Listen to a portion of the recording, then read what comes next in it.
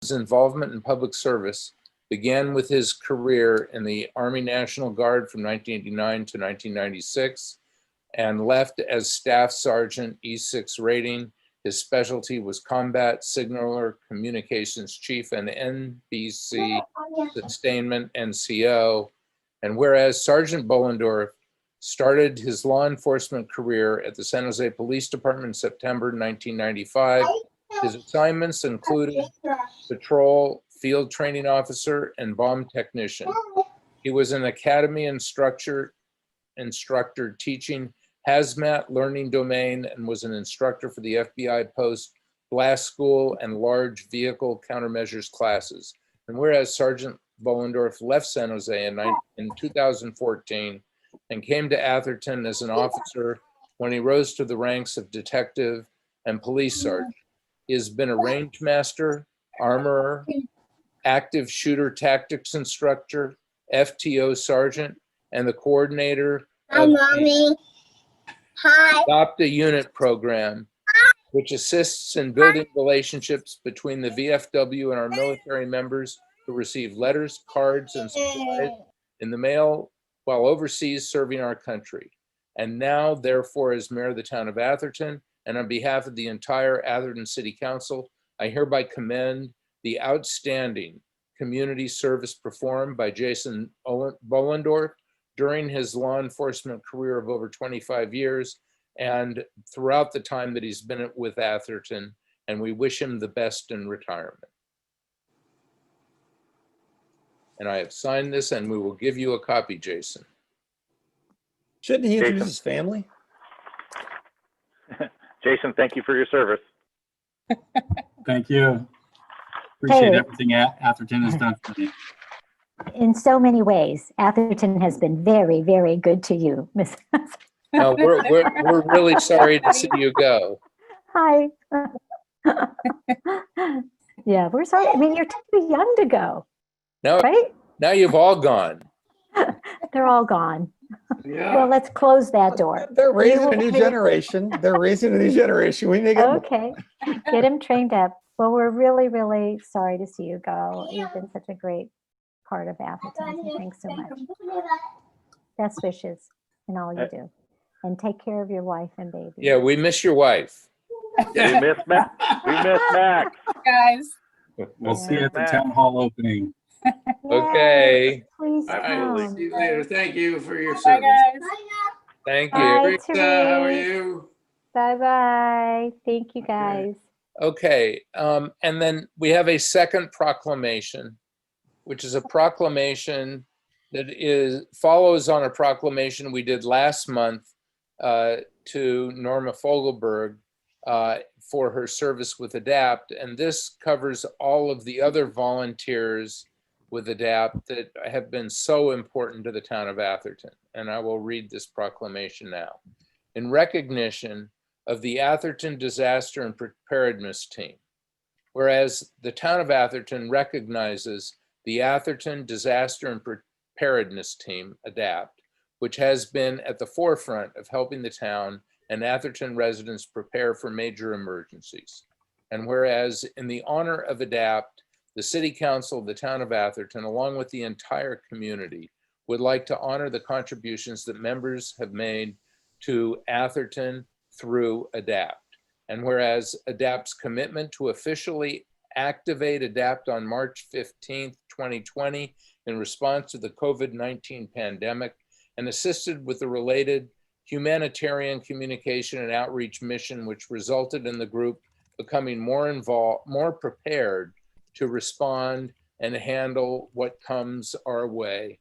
And whereas the town of Atherton would like to thank Scott Barnum, who was instrumental in launching ADAPT over 2 decades ago with board members Tom Prushing, Colleen Haight, Norma Fogelberg, Jeannie Jensen, and 19 area coordinators. That is remarkable that ADAPT has successfully put together 19 area coordinators to fully cover our town. Now, therefore, I, by virtue of the authority vested in me as mayor of the town of Atherton, do hereby recognize ADAPT members and express my sincere appreciation for their support and their true backup provided to the residents that we serve. Thank you so much, every single one of you. And Mayor, we have Tom Pressing who's here. I think he wants to make a comment to council. Mayor DeGolia and Town Council, good evening. You know me as Tom Pressing, President of ADAPT. On behalf of our entire ADAPT community, I'd like to thank you, Mayor DeGolia, and the Town Council, our Town Manager, George Rodrigues, and the Police Chief, Steve McCauley, for trusting us and our training in order to effectively serve our Atherton residents during this pandemic. I would like to acknowledge and thank our 78 ADAPTers who during the 81-day deployment trusted their training, provided vital information to the 2,500 residents in Atherton, and engaged in 11 necessary interventions on behalf of our town's citizens. During that period of time, the Atherton COVID cases remained flat at 13. We who are ADAPT are proud to serve you, our Atherton neighbors. Thank you, Tom. You're welcome. Okay, thank you very much. Every single one of you, especially I want to, we didn't name all the area coordinators, but you're really, really important to this town and to our police department. We very much appreciate your service. The next item on the agenda is public comments. So anyone who has a public comment on an item that is not on the agenda, now is the time to provide that comment. For comments for items on the agenda, we'll take public comments with each item as it comes up. We'd just like to reference, if you'd like to make a public comment, there's an icon on the screen that informs you on how to do so. You can, if you're calling in, you can dial *9 on your phone to raise your hand. If you're joining us by link, you can click the participants icon to raise your hand at the bottom toolbar, or you can use the chat feature. You can also use a text to me at the number listed. And we'll continue to post that in the chat window for visitors. I don't see any public comments at this time. And nor do I. Okay, the next item on the agenda is a report out of the closed session by our city attorney. Good evening. The council met in closed session today under the authority of Government Code Section 54956.9, subsection D2. The facts and circumstances allowing closed session were a oral threat of litigation that was made to the town manager. After closed session, the council provided direction to staff, and that is my report. Great. The next item on the agenda is the city manager's report. Thank you, Mr. Mayor. Members of the council, you have a variety of staff here this evening to answer any questions the council may have on the printed report. I don't have an oral report besides that, other than we're happy to answer any questions. Does anybody have a question or comment on the city manager's report? Okay, then we will move on to the consent calendar. The consent calendar covers items 7 through 16. Would anyone in the public like to pull anything from the consent calendar? I don't see any comments. And nor do I, sir. Okay, would anyone from the council like to pull any item from the consent calendar? No, I'd like to make a comment to item 13, but I want to pull it. Well, I'll pull item 13. Okay. So let's take item 13 separately. Okay. Anybody, any other comments on the consent calendar? Okay, can I get a motion to pass? Move to approve items number 1 through 16 with item number 13 pulled for discussion. Second. Okay, roll call. Weist, Aye. Widmer, Yep. Lempress, Aye. Vice Mayor Lewis, Yes. and Mayor DeGolia. Yes, And can I just get who was the second on that motion? Carrie Weist. Weist. Thank you. Okay. Question, Mona, do you have a, should we take 13 or should we do the public hearing first? It's the discretion of the council. However, I think that we can move forward with 13 since it's being pulled. We also need to ask for public comment, but I would advise going in order since the council has not. Sure. Right, so we'll deal with item 13 first. Item 13 is approval of revisions to the city council handbook. Is there any public comment on this item? I see none. For anybody joining that's a member of the public, you have a few options. You can use the chat window. If you're dialing in, please dial *9 or click the participants button at the bottom of your screen to raise your hand through the link. But again, I have nothing, sir. Okay, great. I don't see anything either. So, George, do you want to introduce this? Certainly, Mr. Mayor, members of the council, this was from a prior meeting, and there was some specific direction with respect to 3 sections of the handbook. They related to subcommittees and the role of the mayor. And so in the staff report, there are italicized revisions that were made.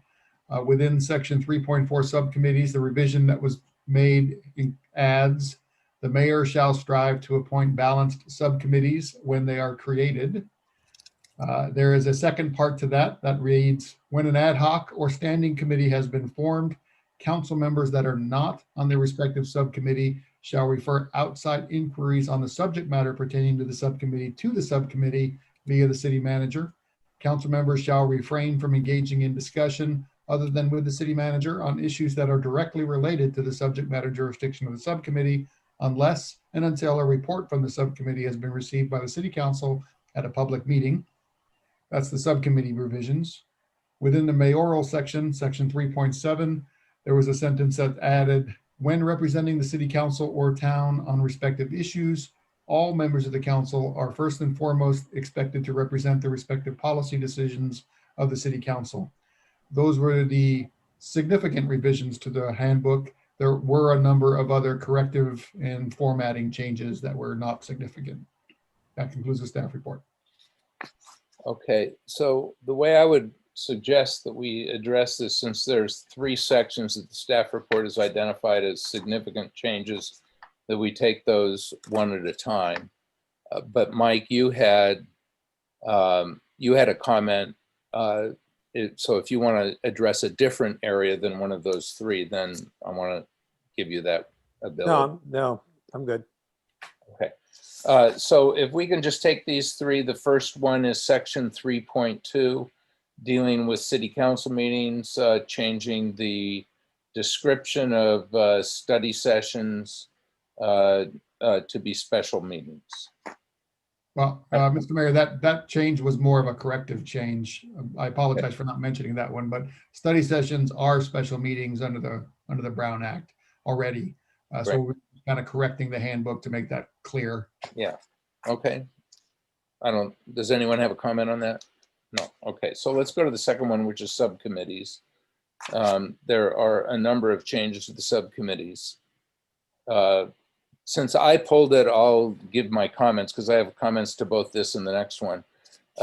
My comment goes to the revision, which is proposed to read the council members that are not on respective subcommittees shall refer outside inquiries on a subject matter pertaining to the subcommittee to the subcommittee via the city council, via the city manager, and that council members shall refrain from engaging in discussion other than with the city manager on those items. I have 2 problems with that. First of all, if a resident sends an email to you and you're not on a subcommittee and they ask about an issue, I don't think you should be barred from, you should be able to talk to people about anything that you want, but you can't represent the town, that you can represent your opinions.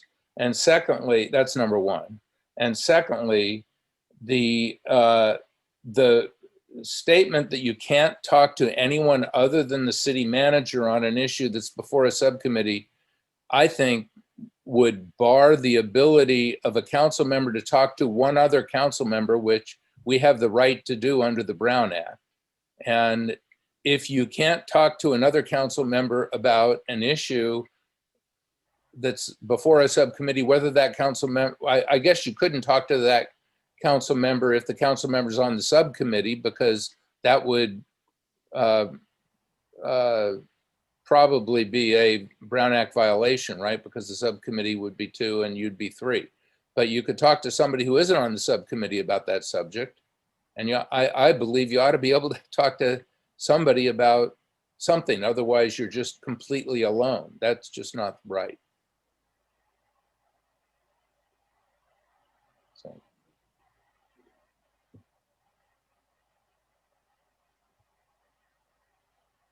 Does anybody else have comments on this item?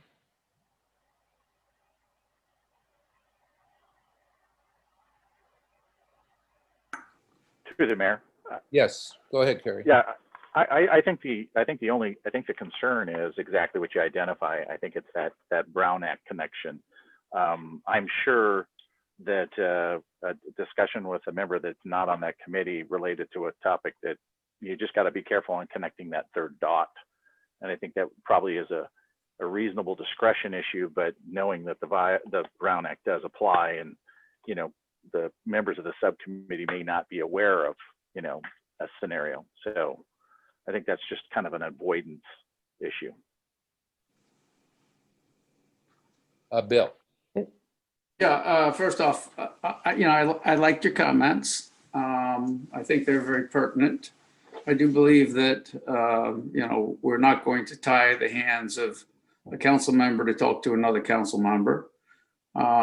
They should also loop in, since we meet regularly with the city manager, we ought to loop him in. And if a member of the public writes to you, wrote to me, I'd say we do have a subcommittee, here's who's on it. But if I was asked for my opinion, I could say what my opinion is, provided there was no additional opinion that, has been coming up, and that was contrary to what the council was saying. In those cases, though, we just have to be careful. If that resident that's writing us a letter, or somebody from a different town that's writing us a letter, if in fact they, are, say a board member or something like that from a jurisdiction that the subcommittee is working with, then I think that, the response should be, you need to work, we have a subcommittee and you need to work with that subcommittee. So I agree with most of what you said, but with some minor modifications, but those were good comments. Thank you. And I don't disagree with that clarification, by the way. Mhm. Mike, did you raise your hand? No, it sounds like Elizabeth has a comment. I'm happy Okay, to go ahead, comment. Elizabeth. Well, I just want to follow up. Of course, we don't want to create Brown Act violations. And if we have 2 members of the council on a subcommittee, and maybe that subcommittee involves other residents to work on that subcommittee together, and that's perfectly fine. But to have other council members start to talk to those subcommittee council members to try to position them one way or another or influence policy, I think that is, where we may get in trouble with the Brown Act. So we have to be very careful about that.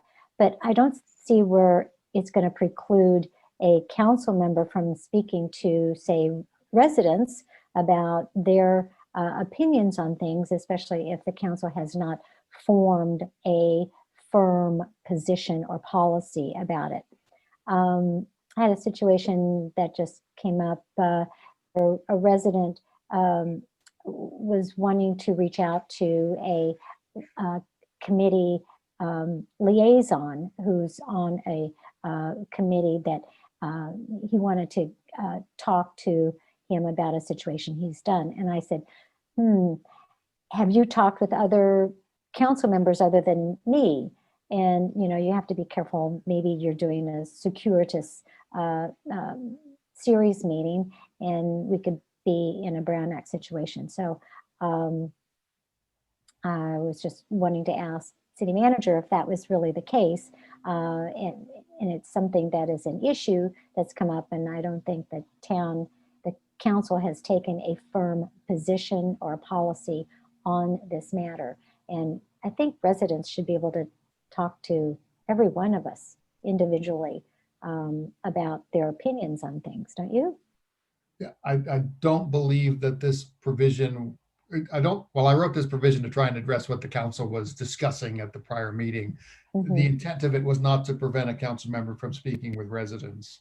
That's your role as policymakers. But you could include a provision at the end of this sentence that says, this provision shall not prevent a council member from speaking with other council members in manners consistent with the Brown Act. So you're calling attention to the fact that two members of the council can discuss an issue just amongst themselves, even if there's a subcommittee.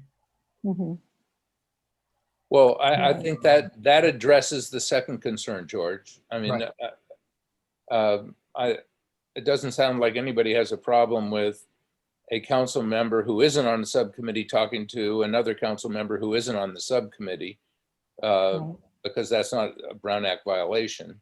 Right. About the subject the subcommittee is addressing. Right. Or the public.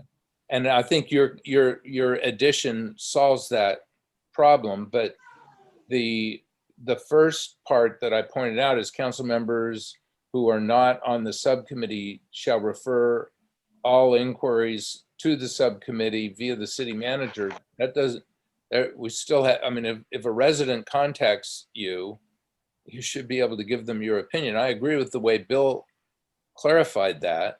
And I know Bill has a comment, but I think we have to address that issue also. Go ahead, Bill.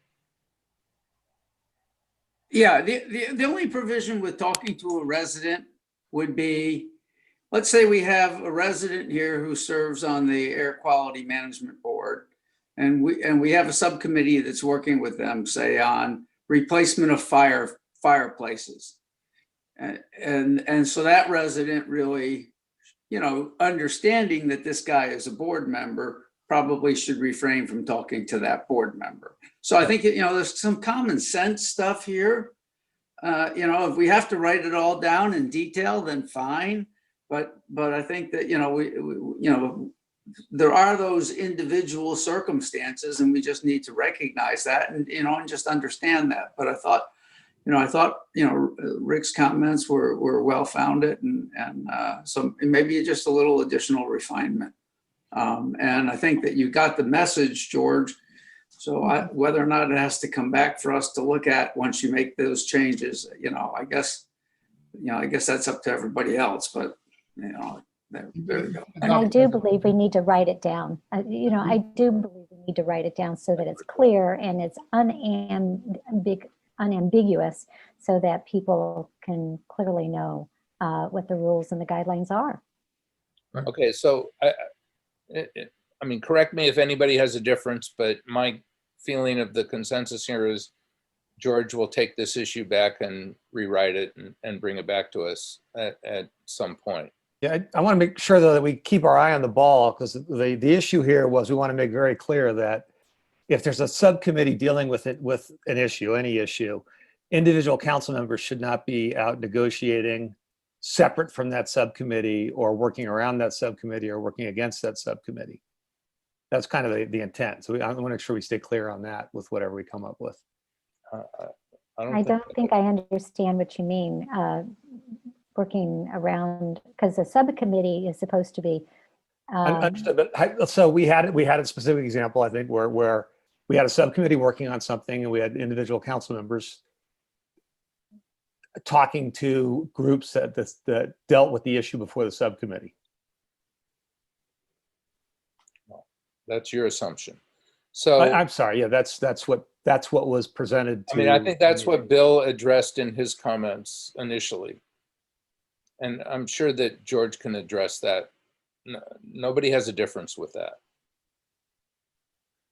Okay. So can we move on to the next I feel item? a little in the dark, yeah.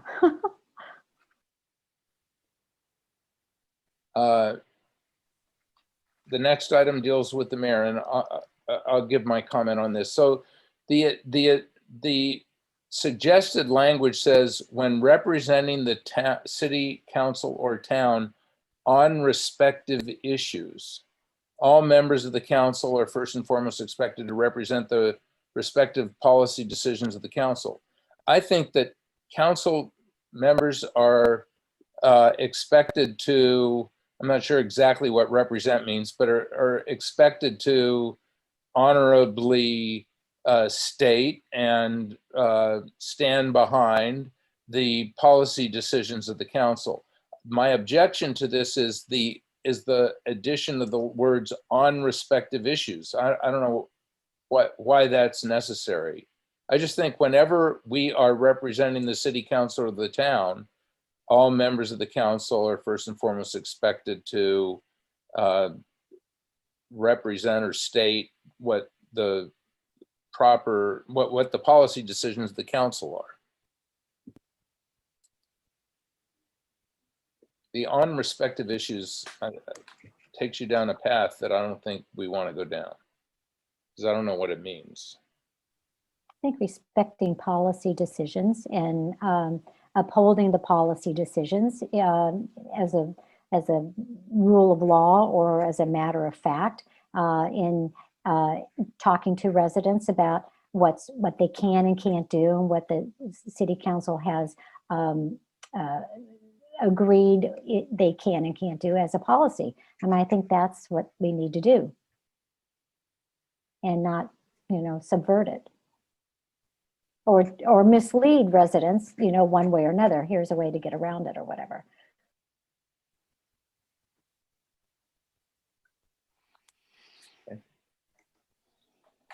Is that what we're saying? Go ahead, Carrie.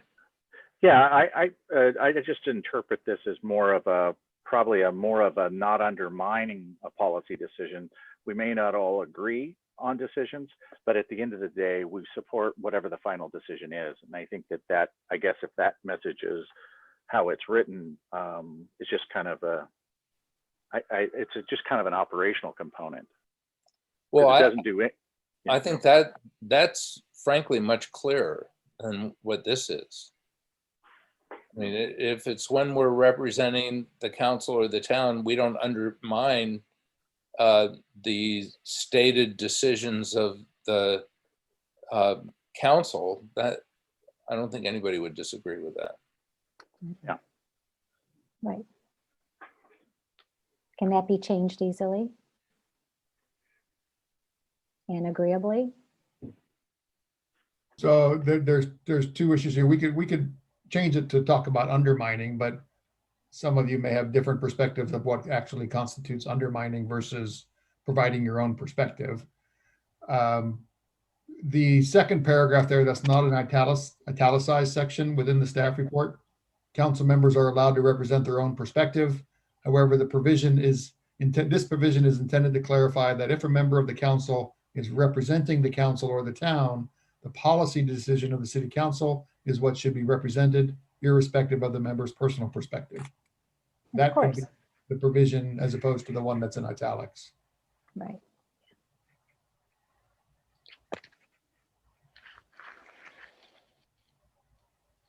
Yeah, I think that concept of the council members allowed to express their own perspective isn't captured in what is being proposed to be included in the handbook.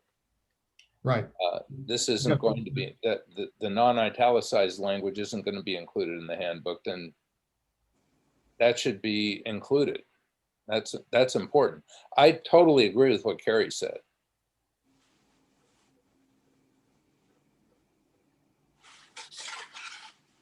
So I would suggest that the city manager work on a revision to both these, and he can talk to us about it in our one-on-ones with him, and that it come back rather than try to change this now. Agreed. Is that acceptable? I'm good with that. Yeah, so we should just continue it. Maybe, George, how long is it going to take you to update, you think? A month? To the next meeting, that's not a problem. All Okay, right, so why don't we just continue this for a month? Great. Sounds good. Do we need a motion to continue? Yes, please. Okay, I'd like to move that we continue this item of discussing the updates to the city council handbook for 1 month and allow the city manager to make the changes as we opined on. I'll second that motion. Okay. Can we have a roll call? Yes, sir. Weist, Aye. Widmer, Yes, Lemprus, Aye. Vice Mayor Lewis, Yes. and Mayor DeGolia. Yes. Okay, the next item on the agenda is item 14. Can we ask Mike to give us some feedback on, he was very hesitant. I'd like to understand, you know. I'm hesitant. I don't think the second issue is a real issue. This issue on 3.7, I think is clear. That's all. And we've been, it's no big deal. It's just, this has taken already, whatever, 4 months since we first brought up, 3 months. It'll take another, that's all. I just feel like we're sort of wordsmithing stuff that doesn't really, I don't have an issue with the language as existing. So I'm not concerned, or I'm fine delaying it, but I don't think it's going to be materially improved, but that's fine. All right. That's my concern. Okay, can we move to item 14? No, 17. sorry, item 17. 14 was on the consent calendar. We Oh. are moving 17. to The item public hearing.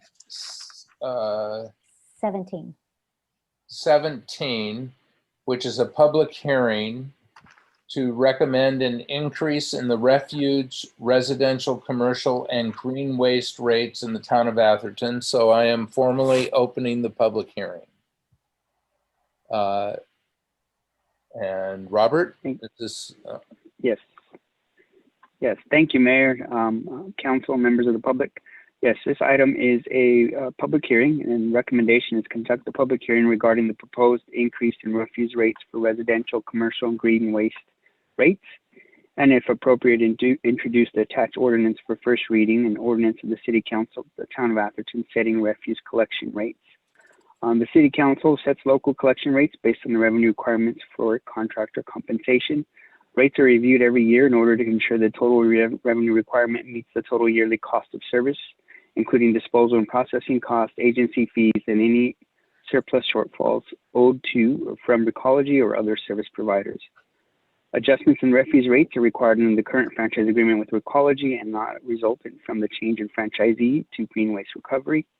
The refuse subcommittee met to discuss the refuse rate setting process, and the following items were recommended based on the current compensation requirements: increase of refuse residential rates, commercial, and green waste rates. Pursuant to the requirements of Proposition 218, staff mailed notices of the proposed garbage cart, green card increases, and commercial rate increases to all refuse service billing addresses for all parcels in Atherton. As of the writing of the staff report, the town has only received one written protest. The subcommittee's recommendation is that all rates within the refuse garbage collection program be adjusted. The current recommendation is to increase the respective fixed cart rates for the residential refuse garbage containers, which includes no additional charge for recycling materials. The proposal calls for the increases in rates between 2.5% and 10% for more than the current rates. These adjustments are reflected in attached ordinance. Based on the present rate structures, the following is the calculation for residential garbage cart rates, and on page 2 of the staff report lists the proposed new rates between 20-gallon and all the way up to 96-gallon cart sizes. 20 gallons at $28 is the new rate, $54 at the 32-gallon rate, $98 at the 64-gallon rate, and $141 at the 96-gallon rate. There is a minimum $25 monthly fee on residential properties regardless of collection size for recycling, organics, and waste for property that uses the services or not. This is due to vacations or sale of a house or during construction. There are approximately 2,370 garbage carts in circulation. Within these, the carts are 20 gallon. It includes 434 carts, 850 carts for 32 gallons cart, 659 carts for the 64-gallon cart, and 427 for the 96-gallon carts. If the number of refuse carts remains the same, the proposed rates increases the revenue per month to the respective carts, as listed in your staff report by $1,302, $3,400, $3,295, and $1,281 for the garbage carts. For green carts, the subcommittee recommends adjusting the green waste cart rates to continue to move closer to cost alignment for collections. The current rate structure allows the resident to obtain additional green carts. So currently a third and fourth green cart rate is at $20 each, and the fifth cart or above is $25 each. The committee recommends raising the cost for the carts as follows. On page 3 of the staff report lists the current rate and the proposed new rate. Town is seeking to increase the rate for carts 3 and 4 by $4 to $24. Carts 5 and above, the rate increase is $5 to $30. The total number of additional green carts 3 and 4 are 1,590 carts. Carts 5 and above are 420 carts. The number of carts of above 3 maintains. The proposed increase is an additional 6,360 and 2,100 respectively per month in revenue per green cart collection service. Again, these are additional carts above the standard refuse cart programs. For commercial rates, the subcommittee recommends adjusting the commercial rates to account for service increase in cost and tipping fees per ton. The proposed increase is 20% to commercial and organic bin rates. Based on the present rate structures, the following is a calculation for organic rates. Page 4 of your staff report shows the incremental rates by bin size at 20% increase for the organic rates for commercial and the organic and the regular commercial bin rates. A summary of the subcommittee's recommendation is residential customers will see an increase in refuse garbage rates based on the respective carts between 2.5% and 10%. Only residents that will be affected by the green cart increases are those that have more than the 2 green carts in the program. And those customer accounts that maintain commercial refuse bins will see an increase in their rates for refuse and organics.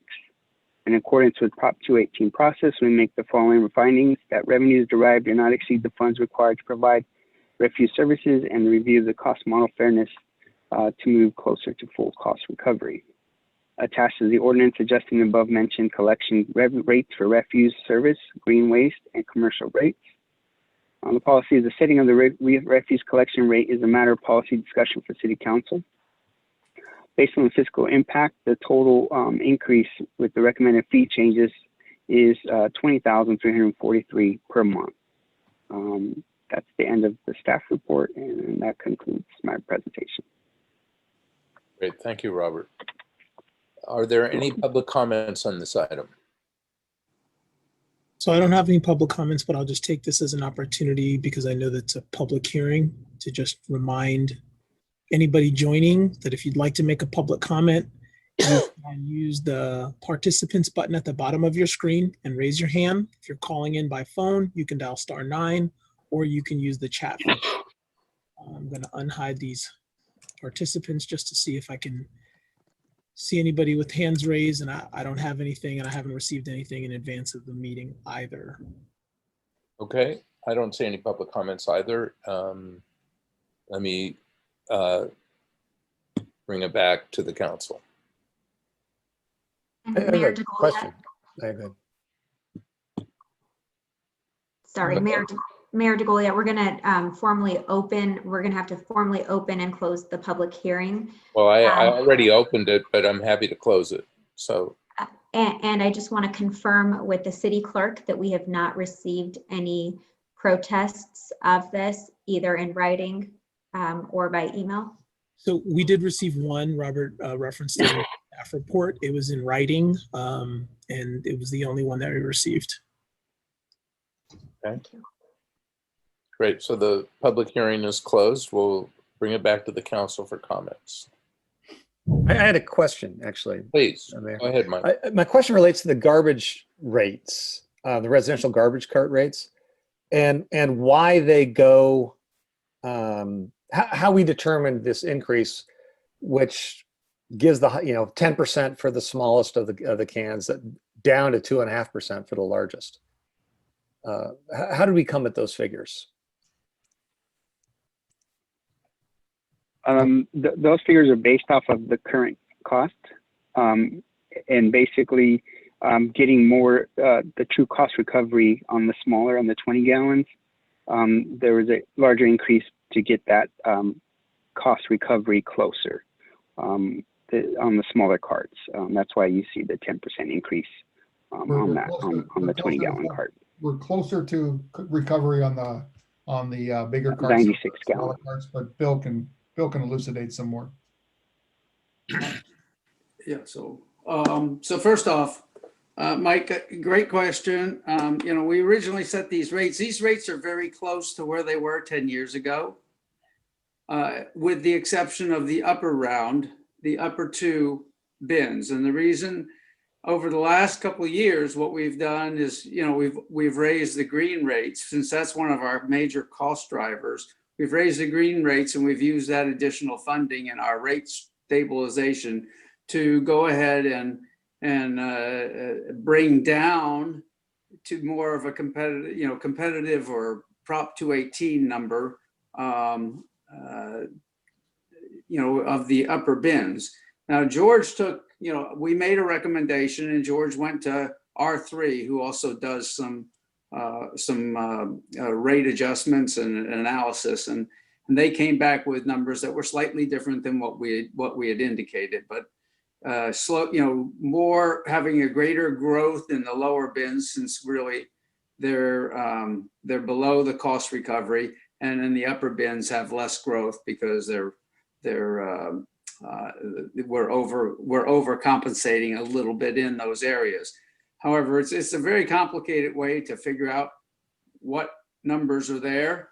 We do look at, for example, with Recology, we look at the tip rates. So let's just talk a little bit about the organics. We have raised them periodically, but 2 years ago, the tip rate for organics went up 15% up at Recology, and we didn't change the rates. And then this year, for going forward, if we had stayed in the contract, or if we end up staying in the contract based on the votes, et cetera, with SBWMA, they're going to go up another 10%, which would precipitate another rise. The black bins have been raised by them by 10%, and then this year 5%. So that'd be a 15% rise, and we're only showing about a 10% rise. And so we do have to spread it to get things on more of an average. I know that George indicated there was a cost on the blue bins. The blue bins are included in the black bin cost. In the new contract, that may change if you want to buy an extra blue bin, but the cost of servicing a blue bin is included in the black bin cost, plus the 2 green bins. Do you want me to go into any further detail, Mike, or is that okay? No, that's helpful. It's a little counterintuitive, so I appreciate the back. Yeah, so when the whole thing started, which is back in 2010, in December of 2010, there was a recommendation from HF&H of what the rates would be. And they were also reviewed with the Environmental Programs Committee, and they were brought to the council, and we decided that we would take another look and understand why our rates were more than doubling. And we wanted to do some fact finding as to why. And one of the big facts was the green rates were driving things up. So we adjusted those. We're the only jurisdiction that charges for green bins. And then we brought the other carts down to where they were. And honestly, they've stayed where they are for 10 years for the most part, where other jurisdictions have had to continually rise theirs. Okay. Any other comments? Other members of the council? I'm good. Gary, Elizabeth, you have a I comment? thought they did a great job. I'm good. Okay. Well, I'll give a comment. I thought that I had the same reaction that Mike did on the change in the black bins, going up from, greater percentage for the smaller ones to smaller percentage for the large ones. But I think what you said, Bill, was informative, and the fact is that the rates on the black bins and the blue bins have been incredibly steady for a very long period of time. So I think that we've done a real service to our residents to keep these costs down. I don't have the information to compare them to other jurisdictions, but in the course of looking at changing or possibly changing from recology to green waste, we did some of that look, and I thought the analysis was very good. And I think we avoid the risk of commercial rates adversely impacting our residential rates. So I think that was a good decision. The one area that I think we should maybe look at in the future, I'm not raising a question on this recommendation, but in the future is right now, on the green bins, I don't think we have full cost recovery because I think George had said that the cost is something in the range of $28 to service each green bin, and we enabled the first 2 green bins at no cost. And maybe we should start to charge something for the second green bin. I'm not sure how to best do it, and I'm sure the subcommittee has thought about how to deal with that because it's a big issue. And I can see that there's a little adjustment in costs for when you have 3 or more bins, green bins going forward. But that has been where our biggest cost has not been covered. And as we go into the green waste situation, which hopefully we will do, maybe that's something we can look at as we go forward and look at. So through the mayor, I have a question before you answer that. Councilmember Widmer, could I make a question? Yeah. If I was going to mention, I was going to comment also on something that the mayor said, but well, I know. go ahead. Okay. Your question. Go ahead, Elizabeth, and then Bill. Thank you. So as we transition to green waste, it's my understanding that our composting amount, our food compost, will become part of the, say, for all the other description, the black waste bin. Yes, That's a question. Is that true or not? that's correct. That's Okay, true. So when we transitioned from the garbage only to putting our composts in with our green waste, I was able to reduce the number of black bins that I was using for solid garbage rate. Now, which made the savings a lot better for me. Now, if we're going to go back the other way, I'm going to have to increase my black bins, and it's going to cost me more.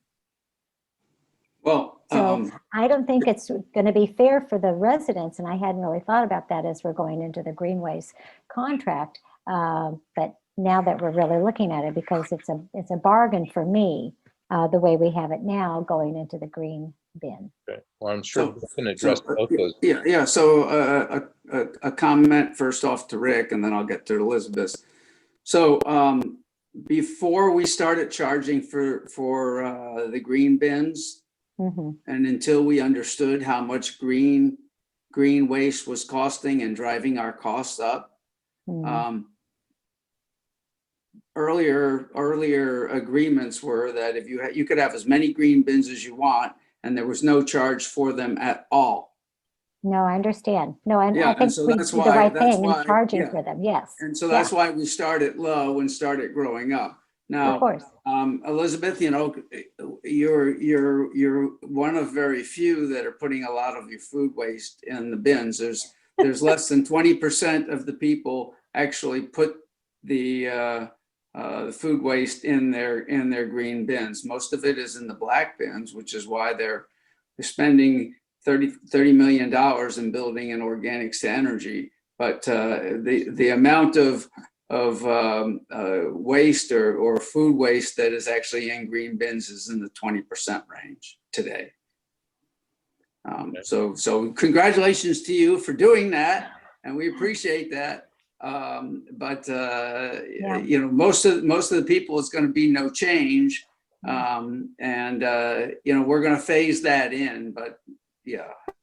Well, So for me, the going better to green waste solution is would kind no of a bet. doubt be for people who put their kitchen waste into a compost pile. Well, come on. I'm going to have you come over and turn it over for me, Mr. DeGolia, Mayor. I got enough work turning over my own. I know. Oh, Okay. Are there golly. any other comments on this item 17? Yeah, if I No. could, Mr. Mayor, just a comment. I want to stress for anybody who's listening, this has nothing to do with our potential change in service providers. I just want to make sure there's no confusion in the public about that. This increase is not paving the way to changing service providers or anything else. This is happening independent of that decision entirely. Your daughter's being very cute behind you, Mike. Oh, is she? They can see you. Yeah, she's waving at us. Hi, Fiona. Hi, Fifi. She's in the Okay. purple glow. The So rosy glow. that's a good clarification. Can I get a motion? I think we need a motion. I'll move it. Move to Right, I'll introduce. second. And do we got a second? Yeah, I'll second Widmer. it. Okay, great. Can we get a roll call, please? Reese, Aye. Widmer, Yes. Lempress, Aye. Vice Mayor Lewis, Hi. and Mayor DeGolia. Yes. Okay, very good. That was unanimous. We're moving on to item number 18, which is a memorandum of understanding with the Joint Powers Board regarding the closure of the Atherton Caltrain station and a related maintenance and use agreement for the use of the Atherton by Atherton of the Caltrain station property. Mayor DeGolia, I apologize, just going really quickly back to the item that was approved. Yes. Because we were introducing it by title only for the benefit of the public and for the record, I just want to read the ordinance that the council just introduced. It's an ordinance of the City Council of the Town of Atherton, amending the rates set forth in Ordinance 633 to increase the refuse, residential, commercial, and green waste cart rates. Thank you. Thank you, Mona. Great. Thank you, Mona. Okay, so We have a raised hand for public.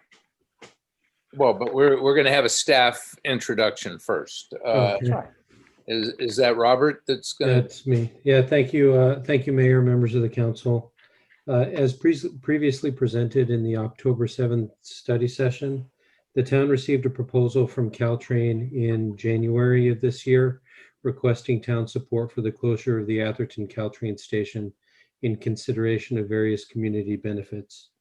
The council discussed the proposal at its meeting on January 15th of this year and directed staff to work with Caltrain to develop a memorandum of understanding inclusive of the proposal and concerns expressed by the council.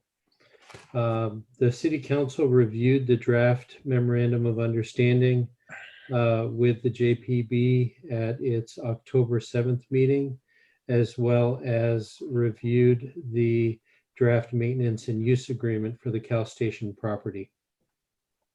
Following the study session, town staff met with Caltrain staff to discuss and refine the various provisions of the MOU and the maintenance agreement. A copy of the updated MOU and maintenance and use agreement are attached to the staff report. The major revisions to the agreements are summarized as follows. The recitals have been revised to state that the JPB will fund and undertake station closure, temporary fencing, platform crossing removal through the use of its fiscal year 2021 budget. The JPB will seek approval from the San Mateo County Transportation Authority for at least a 50% local match funding for the installation of permanent safety fencing and the Watkins Avenue crossing safety improvements, and 100% of the station property site improvement and access improvement funds. The effective date of the agreement has been revised to be upon the approval of the allocation of funds by the San Mateo County Transportation Authority and upon receipt of the required environmental approvals to effect station closure.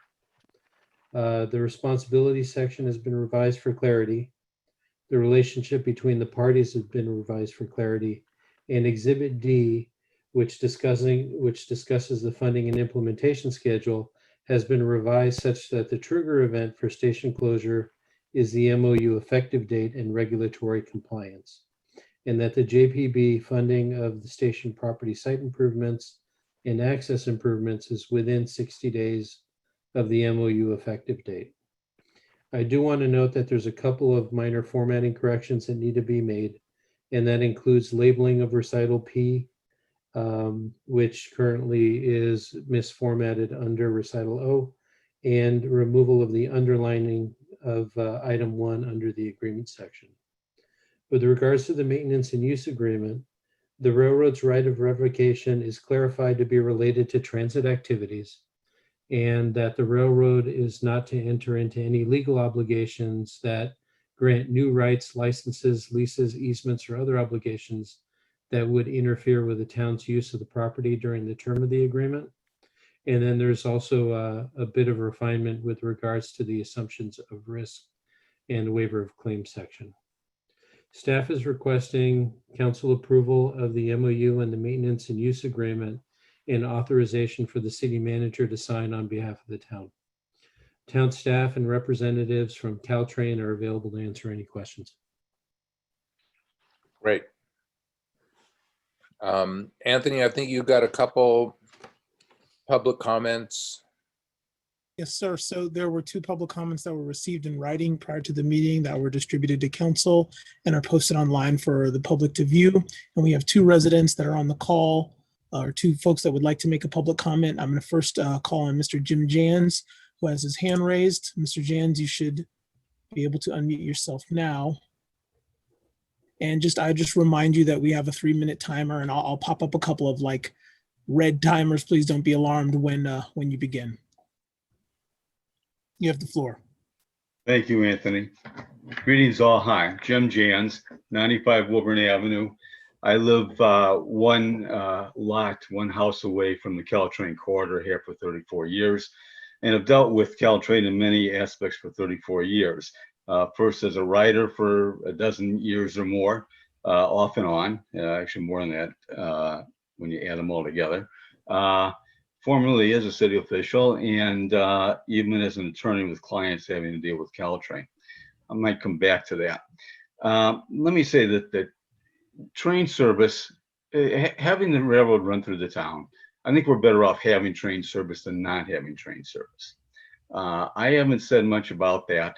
I noticed one of the 2 comments you received in writing is to retain service, but I haven't said much about that in the last few years because I think that train, so to speak, has left the station. Frankly, I think we'd be better off with no train at all. If we could take the train away or bury it in a trench or turn it into a trail or a bikeway path, I'd vote for that over service anytime. That would be great. I think the current deal is an attempt to kind of deal with the fact that you have all these deleterious aspects of having the train run through the town. That's why I say as long as we have the train running through town, service will be better than no service. But this is sort of a trade-off to having getting the quiet zone, which is to diminish the impacts of the train as much as possible, and trade off for not having train service. Okay. I think the deal as proposed has some flaws. First of all, I think probably the city manager could explain the comment that he made about, he read paragraph 5, and I know you don't normally respond to comments from the public, but I didn't understand. The first time I read the part about the 50% local match, my question was, what's going on here? Is this to imply that the JPB may try to get 50% of its funding from the Transportation Authority, and then they come up with the other 50%? Or are they asking the town to come up with 50%? I don't think that's the intent, but I think that's very unclear. On page 3, and this is in the memorandum, paragraph 3F, there's a sentence that says, and I think this is the intent, JPB shall conduct all studies, engineering, environmental analysis, blah, blah, blah, and complete the construction of the 4 quadrant gates. Well, never asking a lawyer to look at a document. At the end of that sentence, before the period, it should say, at the sole cost and expense of the JPB. Finally, as I say, I've dealt with Caltrain for years. I don't trust them as far as I could throw one of their locomotives. In the maintenance and use agreement on page 3, paragraph 7E, it goes on and on with how they could come up with, how they could have transit activities that require Atherton to give up the use of the portions of the property that we're getting. It doesn't say anything about permanent or temporary. It looks to me like they're permanent, although there's some implication in paragraph F that it might be temporary. I think that clause ought to say that they could be temporary, but I got to warn you, I think this is just a loophole you could drive a truck through or a train. And I'm really concerned, knowing how Caltrain operates, that years from now, they're going to come up with chimney up some transit activity, and they're going to get back the land they're giving to us with all the improvements we may or may not have put in, and we'll be stuck with nothing. And I have a suggestion for you. Rather than having that big red screen covering things saying 2 minutes remain, 1 minute remain, etc., why don't you just have a timer up in the corner at the top of the screen that tells the person how much time he's got left? Thank you. Okay. So we got Thank you, Jim. Greg Conlon. Greg, you've got your hand up for a comment, and then Frank. You have to unmute. You're muted, Greg. You need to unmute yourself.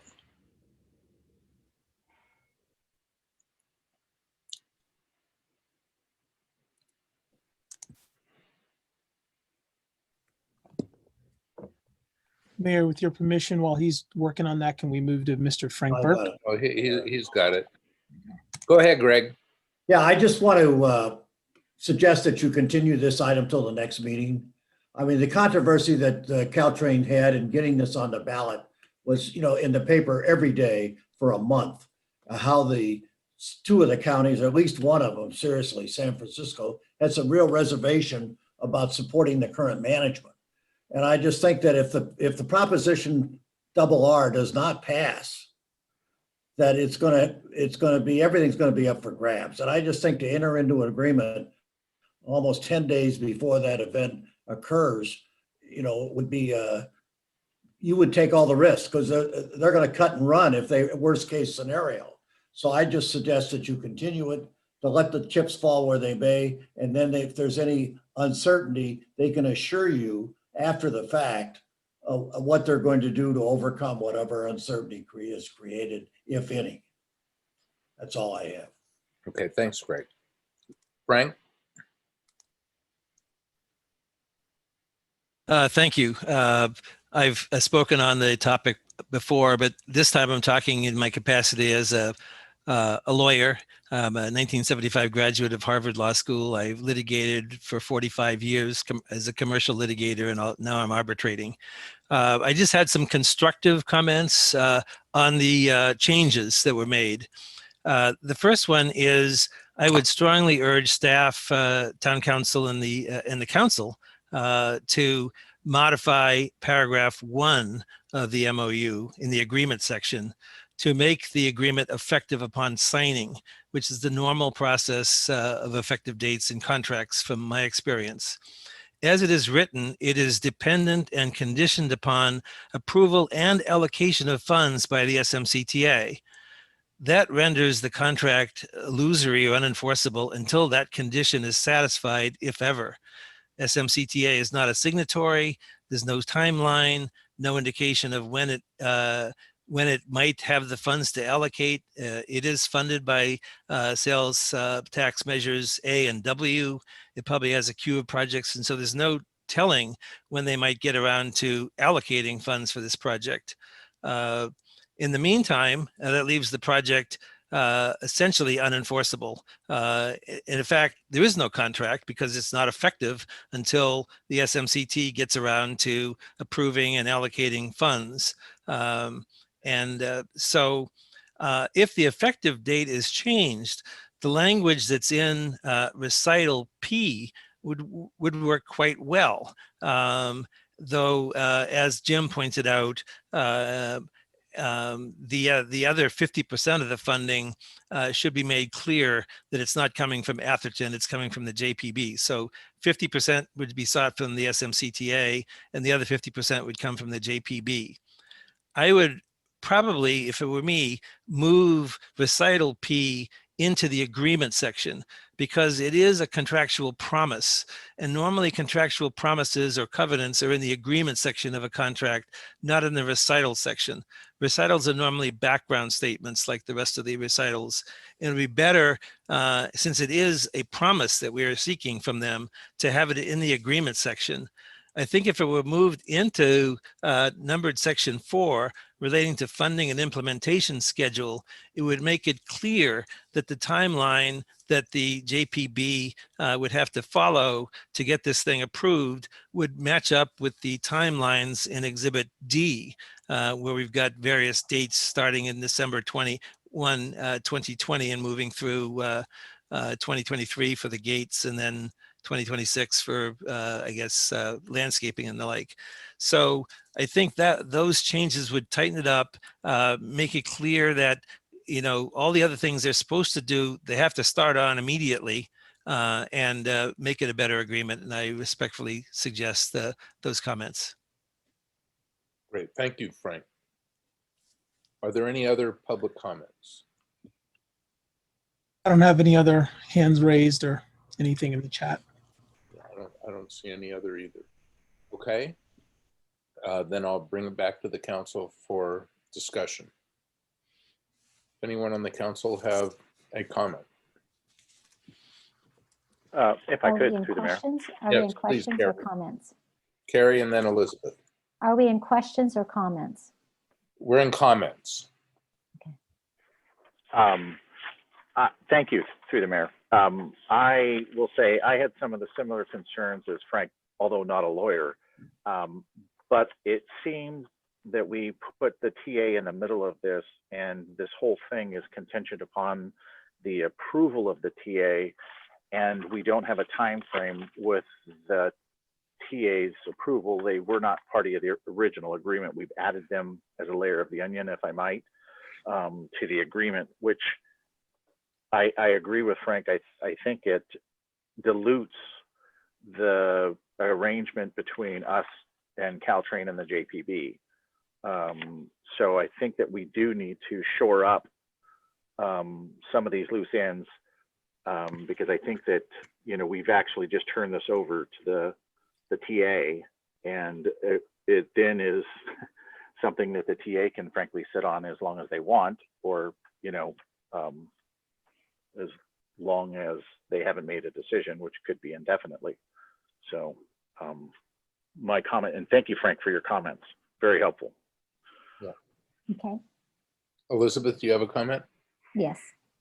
Please. So I, reading through this, I mean, I know that our subcommittee has worked really hard trying to negotiate just anything with the JPA, with the Caltrain, and it's fraught with a lot of ambiguity. This MOU, I was hoping that all of our bright legal minds and council members and other advisors would have, it's hard to see everything. And I really appreciate the comments made by our former council member and mayor, Jim Jans, and long-term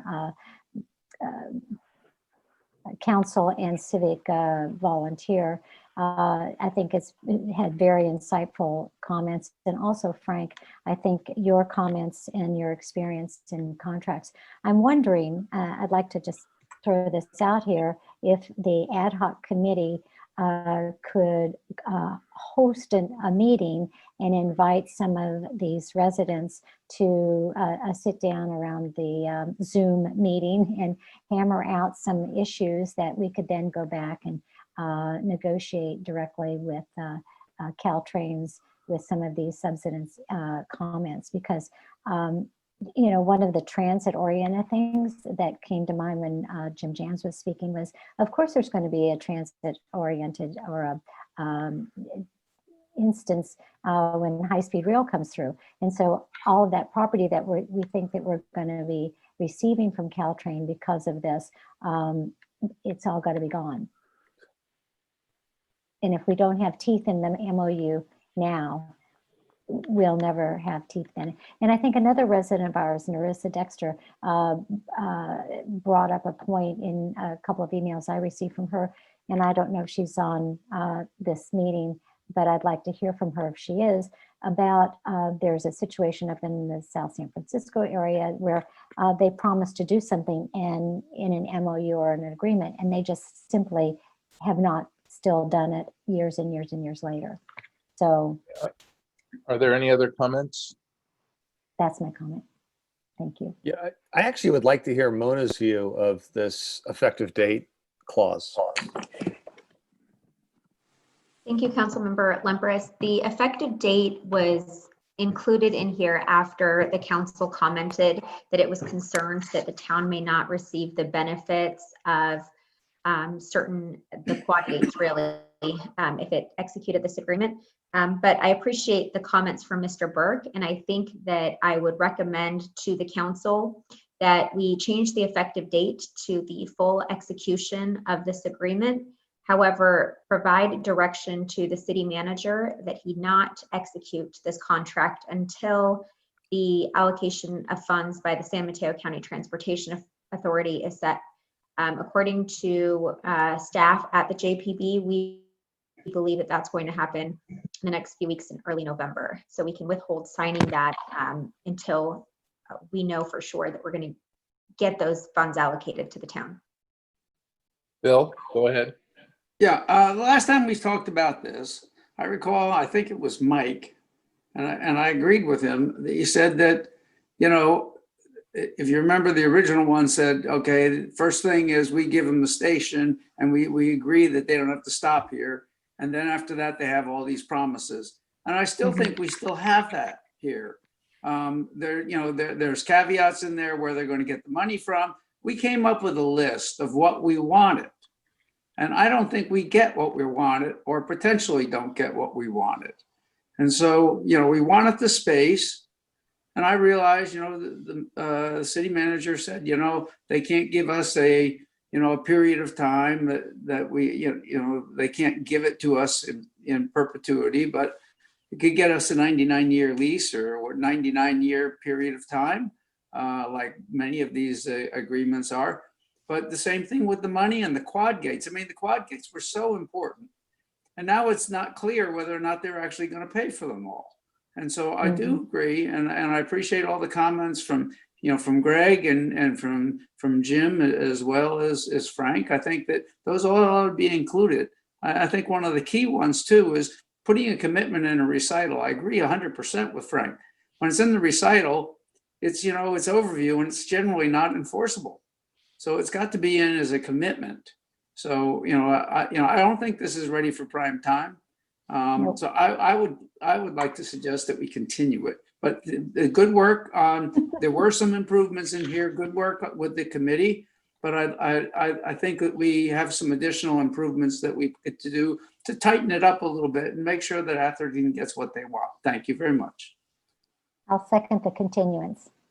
So let me make a couple comments. I think that the content of this agreement is quite a bit better than we saw previously, and I agree that it can yet be better. And I'll point out a couple things. In agreement number 1, it refers to the effective date being upon the approval and allocation of funds of the Transportation Authority as set forth in recital P. There is no recital P.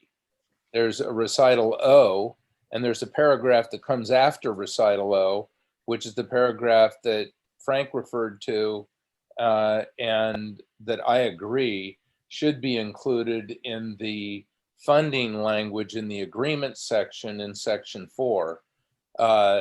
I had initially thought, well, we should just make what that is, that paragraph after recital O into the recital P so that their reference makes some sense. But in fact, I think Frank is correct that it'd be far better to put that paragraph into section 4 and make it part of the agreement.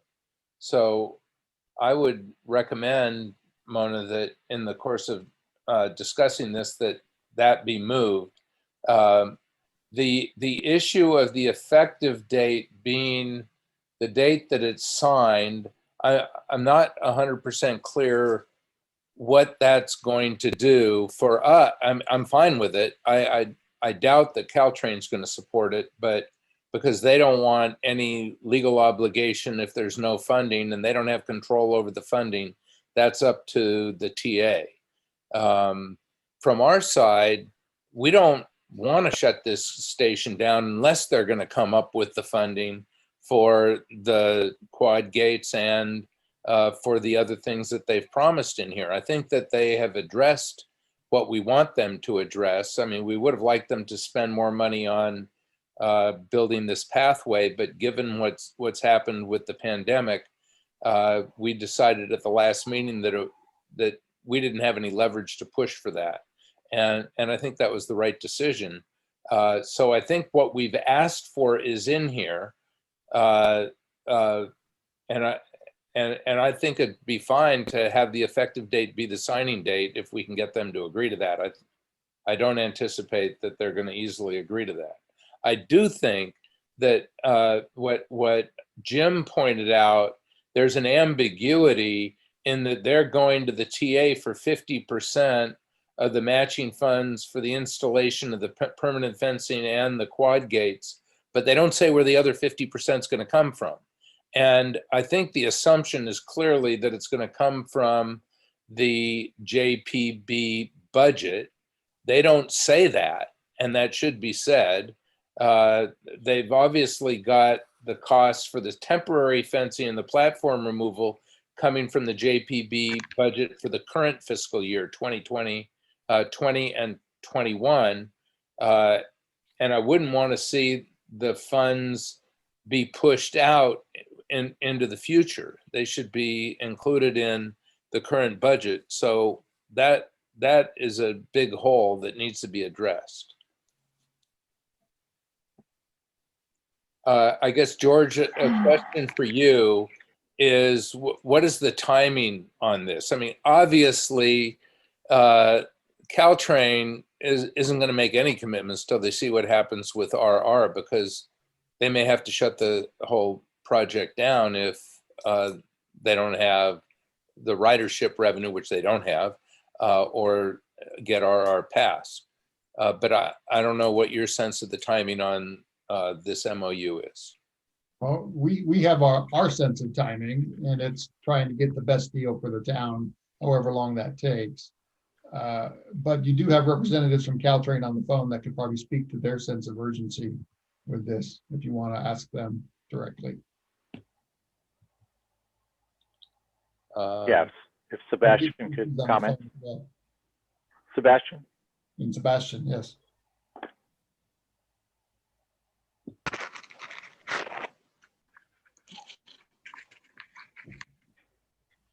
Anthony, can you enable Sebastian to come off mute? There we go. My apologies. Good evening, Sebastian, Deputy Chief of Planning with Caltrain. So, I guess to speak maybe somewhat broadly to a number of the issues I've heard raised here, I think the first thing to clarify would be that essentially how funding for capital projects, and this would be a capital project for Caltrain, typically work.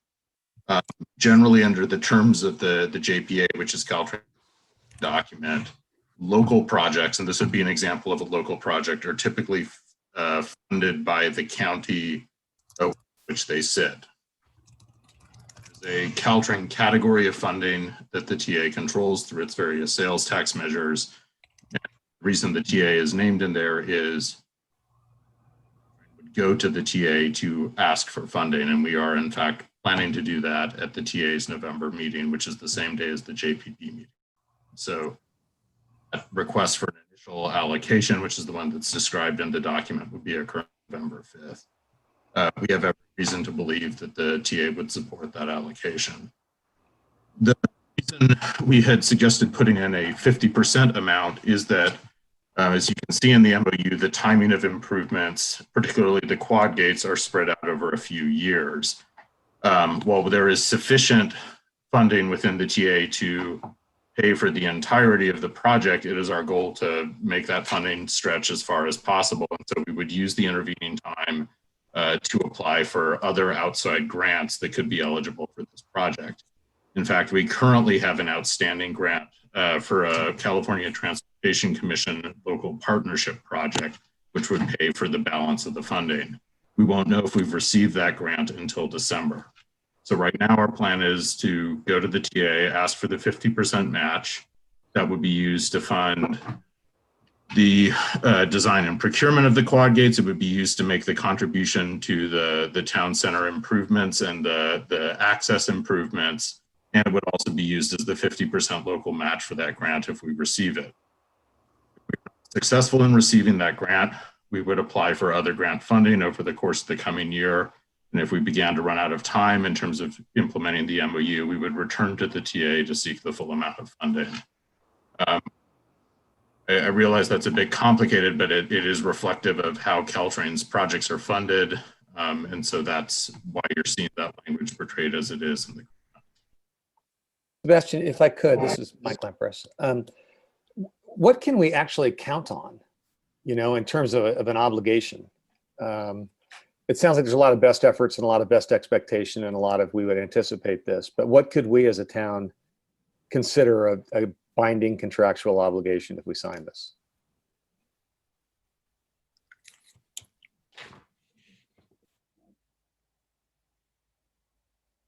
Sorry, my apologies, a little bit of mute trouble there.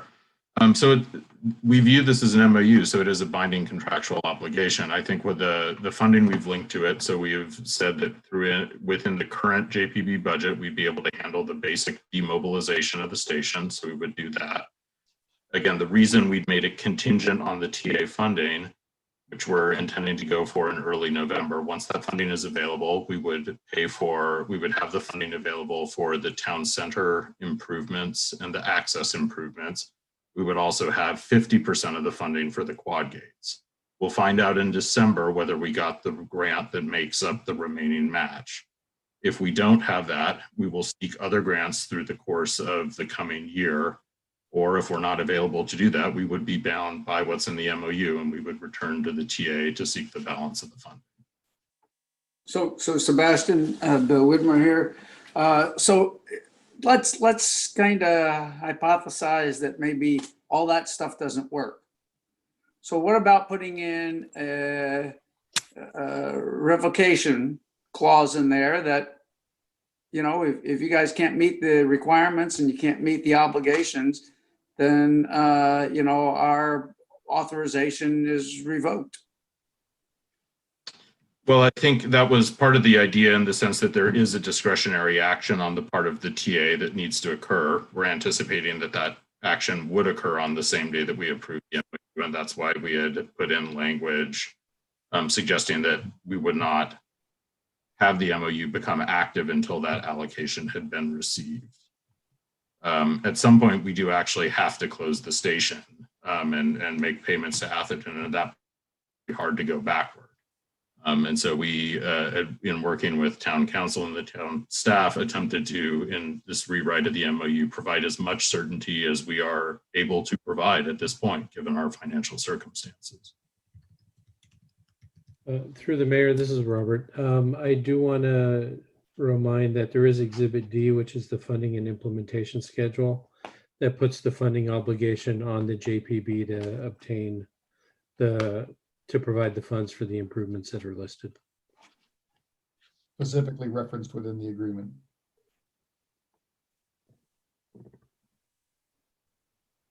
Okay. I'll There's no timeframes. I'll say, I don't think we want this without the funding. We don't want to be in a situation where we shut down the station and we don't know if there's going to be the funding.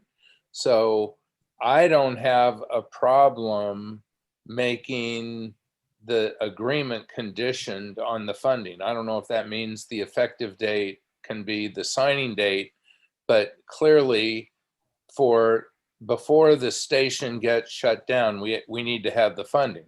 And I think from our side, to have all the funding would be preferable. If we have the 50% commitment from the TA, and I think what you said, Sebastian, is reasonable. You've applied for this grant, you may get it in December. That's great if you can get that, and that'll cover the other 50% that the TA isn't coming up with. That wasn't in the agreement. I think that needs to be described somewhere so that that's part of the deal. I do think that what Frank Burke said about putting this language that's after recital O into the agreement section on the funding section 4 makes a lot of sense, and that there shouldn't be any conflict with that. But whether the agreement's effective on signing or on funding, I'll leave that to the lawyers to decide. But I think we want to make the closing not occur until we've got the funding, because the funding is really important. And I want to recognize that Caltrain's worked hard to make this happen, and they've been quite responsive to us in the course of the discussions. George?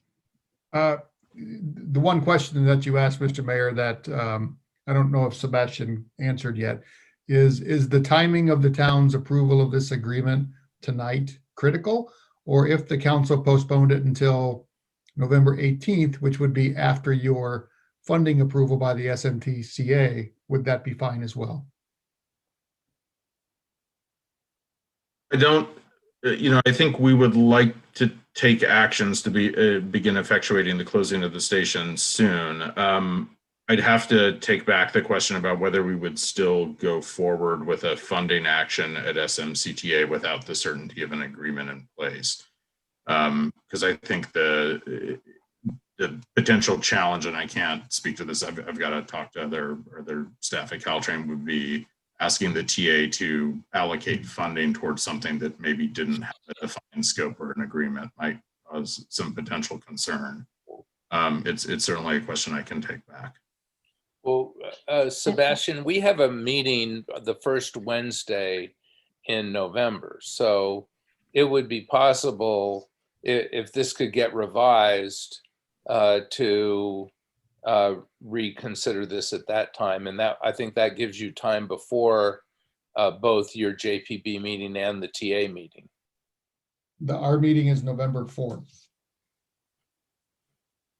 Yeah, I have a question. Go ahead, Carrie.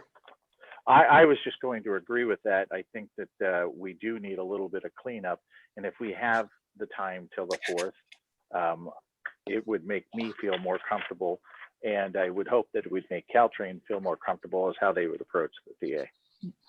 So my comment, Go ahead, Elizabeth. Mayor. Well, I think clearly, from my opinion of what we've been discussing here tonight, is that this MOU is not ready for prime time.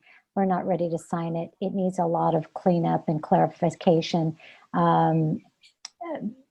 Errors and typos notwithstanding, I think there's some substantive issues that need to be tightened up. And I think our residents have made some really important recommendations, and I think that they should be carefully considered. And maybe if the subcommittee could meet and invite them to kind of take another deep dive with it with you, so we can really get the best agreement possible and protections for Atherton before we review it again. And I don't think wordsmithing it and making changes here tonight on the fly is the way to do it.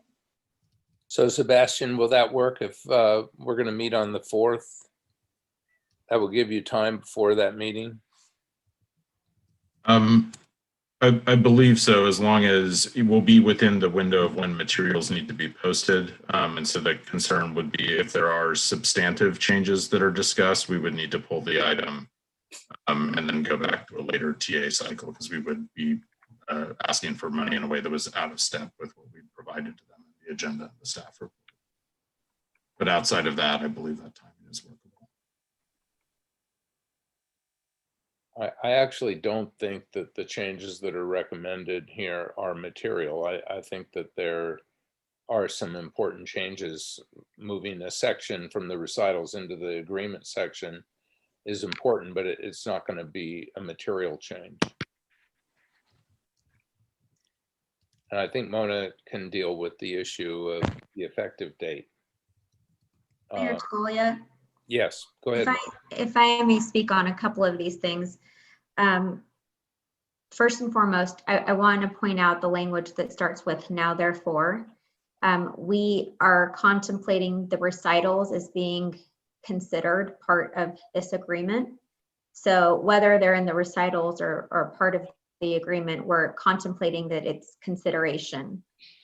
Secondly, while JPB can commit to seeking funding from a third party, in this case being the TA, we cannot draft anything in here that commits the TA to a particular course of action, which I understand that the council also understands. But those are some limitations in terms of the certainty that I think I'm hearing that you would like. We just can't provide that. So I can come back with changes. I'm not sure that you're going to be happy with that because there's only so much that we can do here. So I want to manage expectations. To the extent this is going to be cleaned up, moving recital P into the agreement is not going to change any substantive term. Changing the language and the effective date to say upon the signature and then directing staff in your motion that the city manager not executed, that's something that, again, we can do tonight. And then finally, I just wanted to point out the language that starts on page 2, section 3, which is the responsibilities. All of those items have been restated to confer mandatory duties on JPB. So it's no longer shall endeavor to, but it's now, for example, JPB shall obtain and resolve all legal and environmental compliance. And I specifically don't want to tie or tell JPB how they're going to fund that. That is their obligation to solve, not the town's. Yeah. They have to do that. They have to install the safety fencing. However they do it is an onus on them, not the town. They need to figure that out. Same with the other components of this, the maintenance agreement, platform removal, and so forth. So I think it's important to clarify that there's only so much that we can do. And again, I would ask for direction from the council as to what it is that you'd like to see, given what I've just said, if you wish for this to come back as opposed to take action tonight. I have a quick question for Mona. Are there timeframes under which they have to do these things that are set forth? Because from what I understand, Caltrains has a lot of wiggle room to drag on and not perform some of these things that they say that they're going to do because of one thing or another. And I think that we don't want to be in a situation that, 5 years, 10 years down the road, we still don't have the holdout station removed. We still don't have the safety fencing done. We still don't have quad gates at Watkins. Exhibit D contains those timeframes, Madam Vice Mayor. And I understand that those are estimated start dates and estimated completion dates. And there's 2 essential reasons for that. And I understand that it doesn't, again, provide that certainty that you're looking for, but it does provide a little bit of flexibility so that if JPB is off by a couple of days or a week or so, they're still in substantial compliance with this agreement. Nevertheless, the canons of construing contracts require reasonableness and good faith. All contracts require that. So if JPB was not performing with good faith or reasonableness and did not complete the improvements as depicted on Exhibit D within, substantially complying with those estimated completion dates, then I think that we would find them in default. But we wanted to be mindful and embed some sort of flexibility to confirm that this would happen in the first instance. So again, the position of staff in working with JPB has been, we understand that there's financial constraints, so we wanted to prioritize the town's most important aspects, including, you know, the temporary fencing, for example, and the permanent fencing as being predominant, and then moving forward with it as the priorities and fundings allowed. But again, there are still dates in there that bookend JPB's responsibilities. Okay, so let me give a comment here. I hear what you said, Mona, that the recitals are exactly the same as being in the agreement. My perception is never that that's true, but I hear what you're saying and I accept it. And agreement number 1 refers to a recital P, but there is no recital P. So that paragraph that comes after recital O at a very minimum should be made recital P. So that's what it refers to. The more substantive issue is that there's no mention of how the additional 50% amounts that they're saying the TA is going to be asked for, where that additional amount is going to come from. And Sebastian clarified that. So there ought to be another sentence added to what will be recital P that addresses those funds that are not being asked from the TA at this round of request from the TA, but that the JPB is responsible for obtaining that money either from grants or from the TA or from their own budget. I mean, that can be said however it makes sense to you to say it, but it should be addressed. Right now, it's just an open, unaddressed issue. So to clarify on that, just to make sure I'm fully understanding, that first sentence states that JPB will fund and undertake station closure, temporary safety fencing, and platform/crossing removal through its fiscal year 2021 budget. Correct. That means all of those are JPB's responsibilities and will have to come from their budget. Right, and that's And not. then there's that clarification language about JPB seeking approval from the Transit Authority for 50% local match funding for the installation of the permanent safety fence and the safety improvements. Right. So is that the clause which you'd like greater clarity on? No, I think you're addressing it exactly right. The first sentence is fine. The second sentence says that they will seek the funding for at least 50% of the local match for the permanent safety fencing and the Watkins Avenue safety improvements, and 100% of the Atherton station site improvements and access improvements. The question is, where is the additional 50% or amount that they don't seek from the TA? Where's that coming from? And there needs to be a sentence that says that the JPB will be responsible for obtaining that. Yeah, or just say, in no way shall the town of Atherton be responsible for any of that money. But there's no time frame in there. Well, I think, I apologize, but I think that that's what Sebastian's saying, is because they don't know. They're working on, right. They would be working on it on a continual basis to get the matching fund component. But I think that Mona they may has not made find it. They may not ever get it. No, but Carrie's right. Carrie, they're saying they'll be responsible for it, and they've got a couple different avenues that they're going to seek it. I think that's fine. It just needs to be said that they'll be responsible for it. So, because Agreed. right now there's an open question of, well, where's it going to come from? And there could be one answer that, well, it's going to come from Atherton. And just because they're going to put it in their 2021 budget, that doesn't mean that they're going to complete it. I don't understand that. No, but they're obligated to do all these things in Right. responsibility section 3.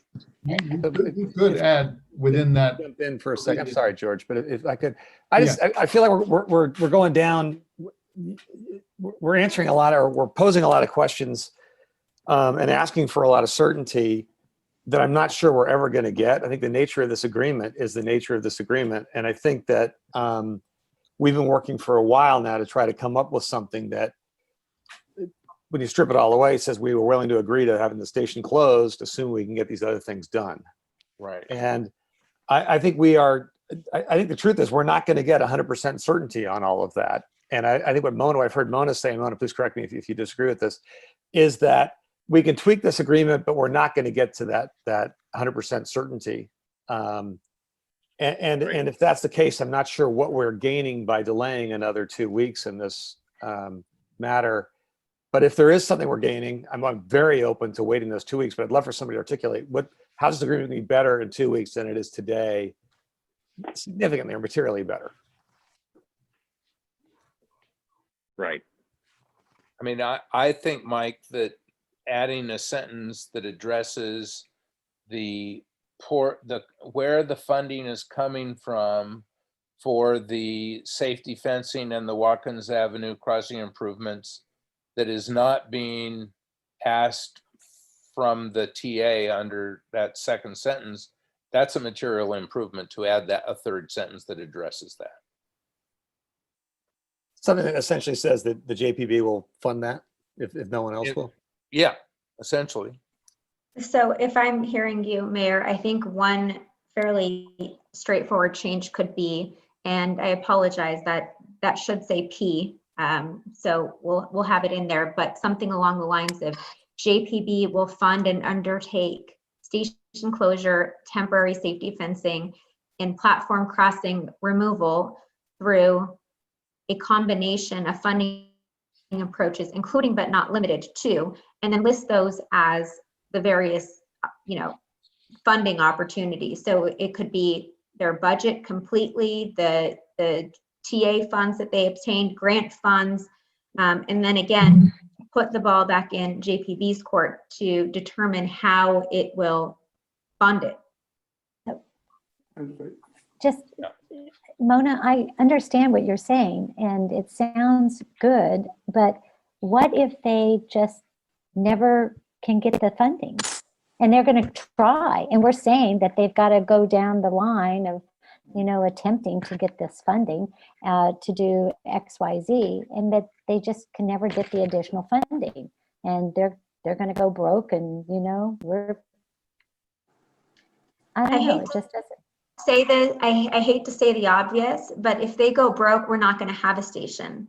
So Well, I think this is the town's the town's opportunity to gain something. And I hate to put it so crudely, but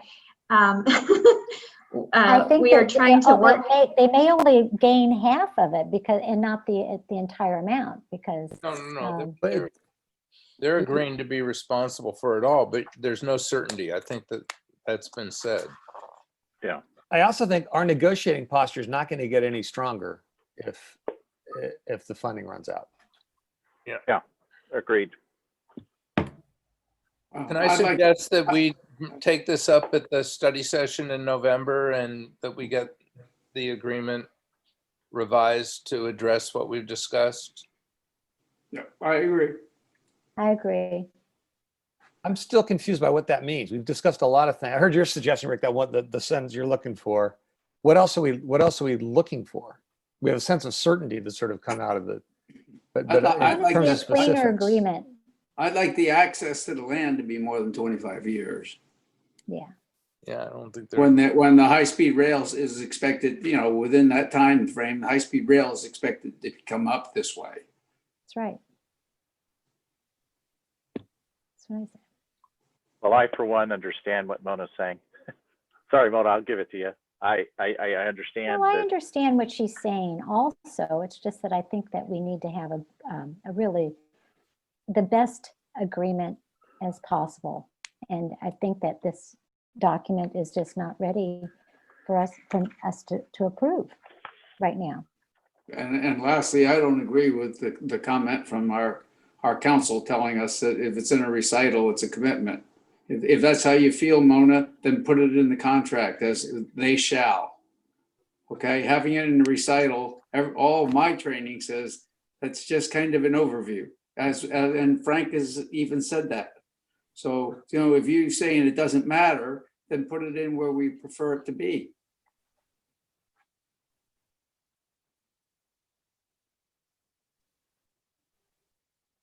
Well, I mean, I have the same training, Bill, and Mona did point out that the language in the now therefore clause incorporates by reference the recitals into the agreement.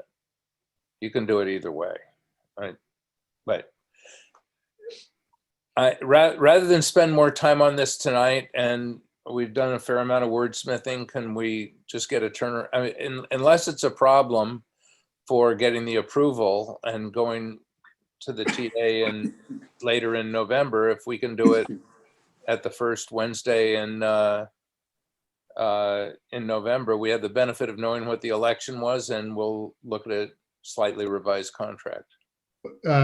That can certainly occur, Mr. Mayor, but to Sebastian's point, just like we would incur with any particular council meeting, there is advanced preparation time and such that if they don't have knowledge of our concurrence on an agreement, or the revisions are something that they can't agree to, they're going to postpone that SMTCA item until later in November, and then we won't have the concurrence or the understanding.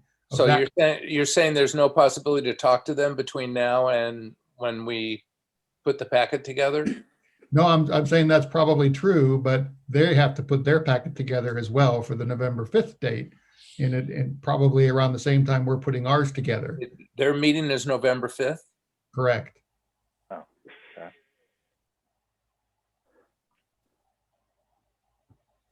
okay. Okay, I thought their meeting was later in November. I thought our meeting was November 5th.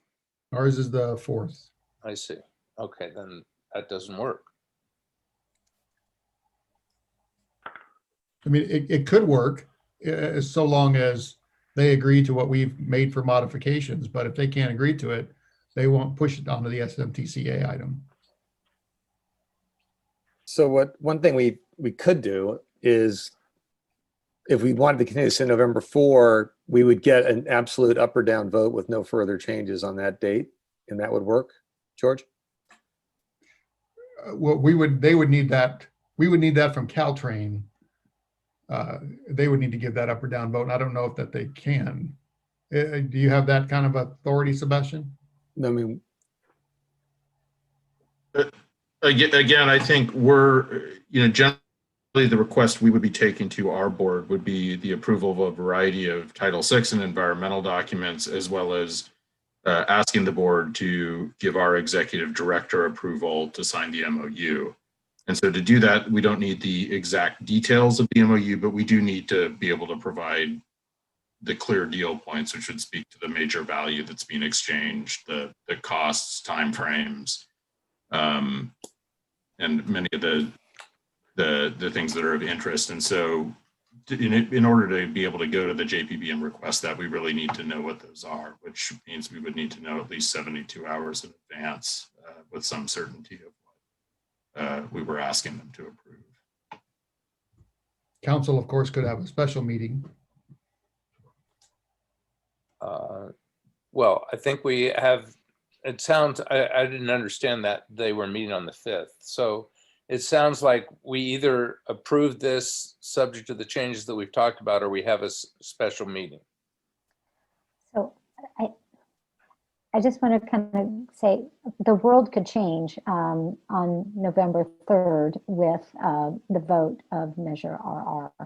So I think it we're really not doesn't sign it unless we're not signing it, we're approving it. So I don't. Well, I mean, yes, that's true for sure. and for them also. Well, but if we don't approve something, then they're not going to have it before them. So we have I think we have a choice. So we have three choices. We can say, forget it, we'll do it another time, and not try to meet the timetable that Caltrain has to go to the TA. I think that would be a mistake. 2, we could approve this subject to the changes that we've discussed and let George and Mona work that out. Or 3, we can have a special meeting and have a revised document to look at the special meeting. All right.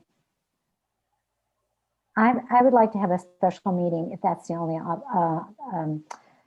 alternative, but I am still having a hard time understanding why the hard date is this November 5th meeting with the TA. I mean, this is kind of gone, I mean, they meet regularly. I mean, why is that the gating date, the end date to all dates? I mean, what if it was December 5th? So, Sebastian, maybe you can address the importance of the November 5th meeting. I think it's, again, if we want to move things forward and effectuate the closure, we would want to move in November. We could push out another month. Both the TA and Caltrain meet on monthly cycles, so both of them typically meet on the first Thursday of every month. So pushing out would be an option. Yeah, I just hate to have our feet put to the fire, at this late date. I mean, this is a really big deal. And I think that to have an artificially hard date like that, when I know that, it's the TA, I know how they meet. I know how they, rule. And I know, Councilmember Lumpers, you want to get things done and you don't like to push things out and keep, negotiating and, that we've done it so long. And I just think this is a really big deal. And I think we should be really careful and thoughtful and represent our residents to the best that we can possibly represent them and make the right decisions. And if it's going to take another few weeks or a month, and it's no skin off of the TA's nose or back or whatever to push it out till December, I think that that's what we should do. For what it's worth, I think we've made a mistake in delaying as long as we have with this transaction. I think we lost negotiating posture and strength. And if we had gotten this done 8 months ago, we would have been in better shape than we are now. I'm not sure that time is our friend on this one. I don't understand that. Well, I will tell you, I just said, I think we started negotiating this a long time ago and we had certain goals and we, in my view, didn't move as quickly as would have been ideal. And we've ended up with this deal we have. I think it would have been stronger if we had made this deal a year ago. And I also think that, I guess the other thing I'd say is I'm not clear what we're trying to accomplish by delay. We're trying to get greater certainty, but I'm not sure on what issues. And Elizabeth, you say this is not ready for prime time, but I'm not sure what that means. Well, I think that there's errors in the document and there's some clarifications, and we need to, tighten up some clauses. Like what? Well, what we've been talking about and what our resident, experts and people have been talking about and advising us.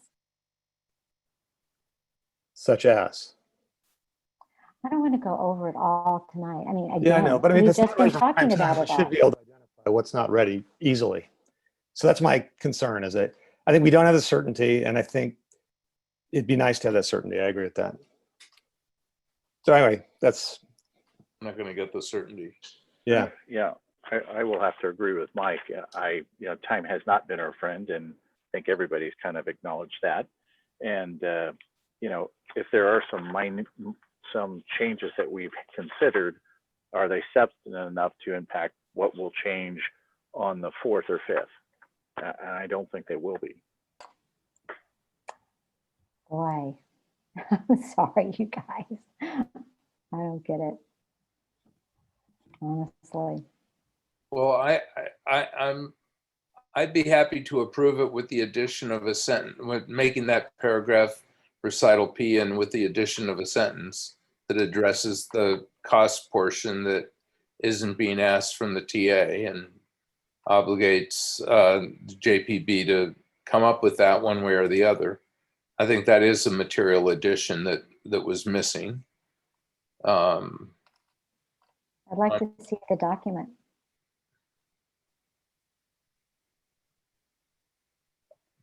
Say that again?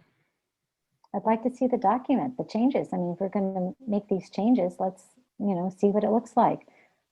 We approved. I mean, there's controversy over whether you're going to put the recital or not or whatever. And, but Elizabeth, to get that, you're forcing them to put off their decision for a month.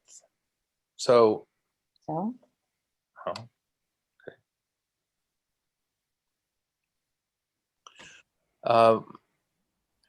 Okay, well, I don't know. What do you want to do? Is there a motion?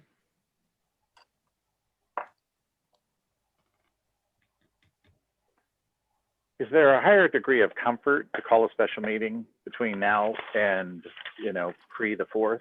Is it, I don't know, if staff can look at a calendar, when would it be a more appropriate date to get these revisions so that we can all get a look at? I said I'd And support that. I said I'd support that. Yeah, so that would need to happen next week. Right. So could we, Mr. Mayor, could we have staff make those changes and we each meet with George generally weekly? We could review those things with George and give him approval or not approval. No, we're not allowed to do that. George said. No. Well, I mean, if we say subject to the revisions, No, we have to come together and, all right, then we come together with a special meeting. I got no issue with that. I'm just trying to satisfy both ends. I agree with Elizabeth. So we've got you, me, I agree Gary. with Elizabeth. I want to see the certainty that we'd like it. It'd be nice to see the agreement one more time, but at the same time, understand what Mike and Sebastian are saying, that they need to move forward. So, we're trying to just kind of. But Sebastian said it didn't matter if they put it out a month. I mean, seriously.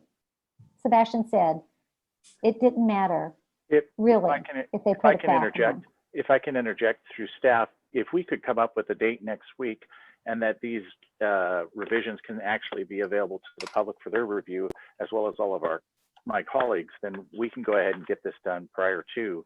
And I think if a reasonable date can be next week, that'd be great. I think what we would have to do is hold our meeting at a time that would give the JPA and the TA, when do they publish their agenda? When do they put together their agenda packet to send out for their November 5th meeting? So you kind of have to backtrack it like that. I think if the council does have a special meeting on the 28th, that would probably be sufficient time for Caltrain and JPB board to have information. That gives us a week, less than a week to work on it with them to finalize those items of change, but that's probably doable. Okay. They seem relatively minor. The other thing you could do is approve it subsequent, I think, Mona, to review by the subcommittee in its finality before it's authorized to sign. Could they do something like that? No. And give the subcommittee the approval Unless of. minor changes in the language, yes. Well, yeah, the council could delegate to the Legal, yes. subcommittee or to anybody it wants. So that, No, as a matter of course, that's possible. I disagree. I think this is too big of a deal. We could, Monday or Tuesday would probably be better for a meeting. Great. Let's do it Monday or Tuesday. Okay, we'll try and set something up. Done. And with the continuance of this particular item, based on council action, I would suggest you continue the next item as well. I agree. George, are we going to be able to get much done between today or tomorrow and Monday or Tuesday? I think we've talked through the changes orally here this evening sufficiently that Caltrain's heard what those changes will be. And then if there were significant objections, they would have said so. Okay. Yeah. So can I get a motion to continue items 19 and, let me see. This is 18 and 19. 18 and 19. 18 and 19. So moved. Least. Aye. Widmer. I would rather have gone, I don't know why we're doing both of them, but that's okay. I'll agree. Lemprus. Aye. Vice Mayor Lewis Aye. and Mayor DeGolia. Yes. Okay, so we are now up to item 20, which is the Bayfront Canal, Atherton Channel Flood Protection and Restoration Project. I think that's Robert.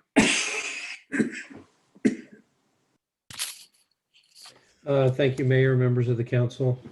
The City Council received a presentation regarding the proposed Bayfront Canal Atherton Channel Flood Protection and Restoration Project at its October 7th study session. As previously presented, the project is near completion in terms of design and will soon be ready for public bid. A new agreement is needed to complete the pre-construction activities and to facilitate funding of the construction, maintenance, and operations, as well as mitigation monitoring and reporting for the project. The project includes the installation of two 540-foot long, 8-foot wide by 5-foot tall underground box culverts to divert water from the junction of the Bayfront Canal east of Bayfront Expressway near Flood Slough, under Marsh Road at the entrance to Bedwell Bayfront Park, to South Bay Salt Pond, 4 Bay S5 during high tide conditions when the tide gates to Flood Slough are closed and restrict flood flow. The project also includes a lateral weir diversion structure on the Bayfront Canal, including trash rack and service grate, a sump pump, as well as access shafts to the culverts and an outlet structure with a head wall and riprap connection to the forebay, and recontouring and lowering of the forebay to increase flood detention capacity. The City of Redwood City has obtained an approximate grant of $1.135 million in Proposition 84 Integrated Regional Water Management Grant Funds from the Department of Water Resources, which will be used towards construction of the project. The funding requires completion of the project by the end of December. This is the urgency of timing that's noted in the staff report. Pursuant to the MOU for the design phase, the town's contribution towards construction is capped. The town currently does not have funds available to support the construction, maintenance, and operations of the project at this point in time. But the parties are aware of the town's financial constraints, and the County of San Mateo is willing to provide funding through a separate agreement. The city attorney is currently working with the county council on that funding agreement. As discussed, the city council discussed the project and the general terms of the proposed MOU at its October 7th study session, and directed staff and the city attorney to finalize the MOU with the financial cap set at $1.35 million, inclusive of all future maintenance obligations. The council further directed the city attorney to finalize the financial agreement with the county to remove, if possible, the requirement for the 15% down payment. And the city attorney is actively engaged with county council, and it looks like that 15% will be removed from the funding agreement. A copy of the MOU is attached to the staff report, and I can go through the significant terms if the council desires. But if there are any questions, staff is available to answer, as well as the city attorney. And we do have the chief executive officer for the Flood Resiliency District on the line here in the meeting if you have questions for them. Great. Are there any questions of clarification?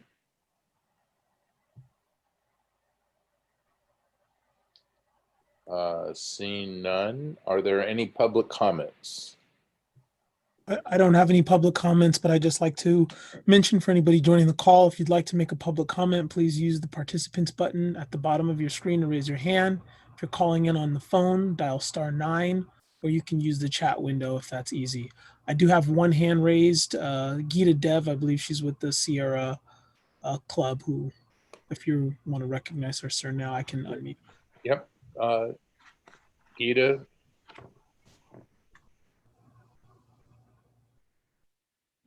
Good evening, Mayor and council members. I did come before the council at the last session on the 7th And we did send in a letter urging the council to consider moving ahead with this project. I did want to point out that winter is approaching. Of course, there's no rain in sight, but when it does rain, I was looking at the king tides for the last 10 years, and every second year we have had a really high king tide, and in some of those years we have had flooding.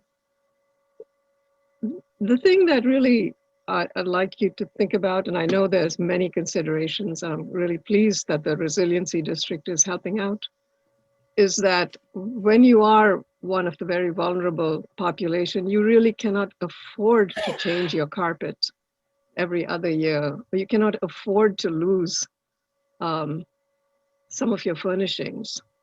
It's something that is easy for others, but it's really hard for them. So I think that is something, if you can move on this, this is really a great opportunity to do something that will really benefit in the long term. Because the other thing I did want to remind everyone is that the Ocean Protection Council has come out with its new projections this February, and they are projecting that the sea level rise, instead of 2,100 at 3.5 feet of sea level rise in 2100, they are projecting that it'll possibly be in 2050, which is well within our lifespans. And they do urge every city to take into consideration that if any issue that is, or any infrastructure that is critical, that they start taking care of it right now, because there isn't that much time to take care of it later. And the last thing I want to mention is, I don't know how many of you have been to Bidwell Bayfront Park, but if you get the opportunity to go there, this is really a great use of this water, where the ponds that are right near the gate are the ones which they are going to enhance by using this water to get these freshwater flows after the trash is removed, as Robert Ovadia mentioned, will really enhance the ponds. So I urge everyone to strike while the iron is hot, and take care of this problem that we've been looking at since, I think, the 1980s. Thank you very much. Okay. I don't see any other public comments. Do you have any other public comments, Anthony? No, no others. Okay, then I'll bring it back to the council for discussion. Does anyone have a comment? Mike? No? I just see you. Anybody else have a comment? No? I could probably come up with a couple. How about a motion?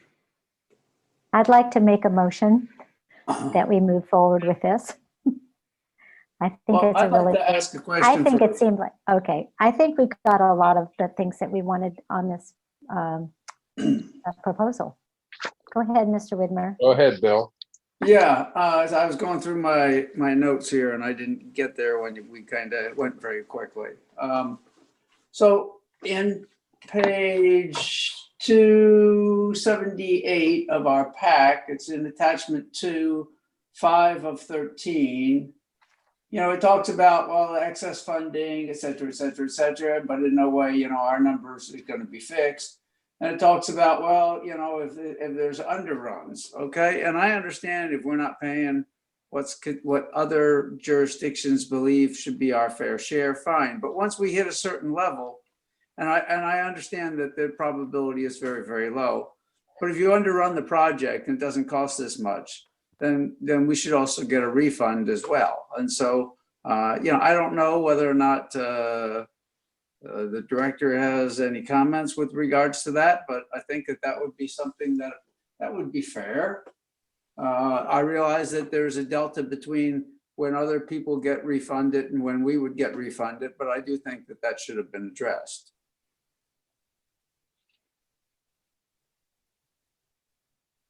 So Well, Mayor, if you'd like, Mr. Lynn Matterman is on the line, and I could ask him to. I could try to unmute him.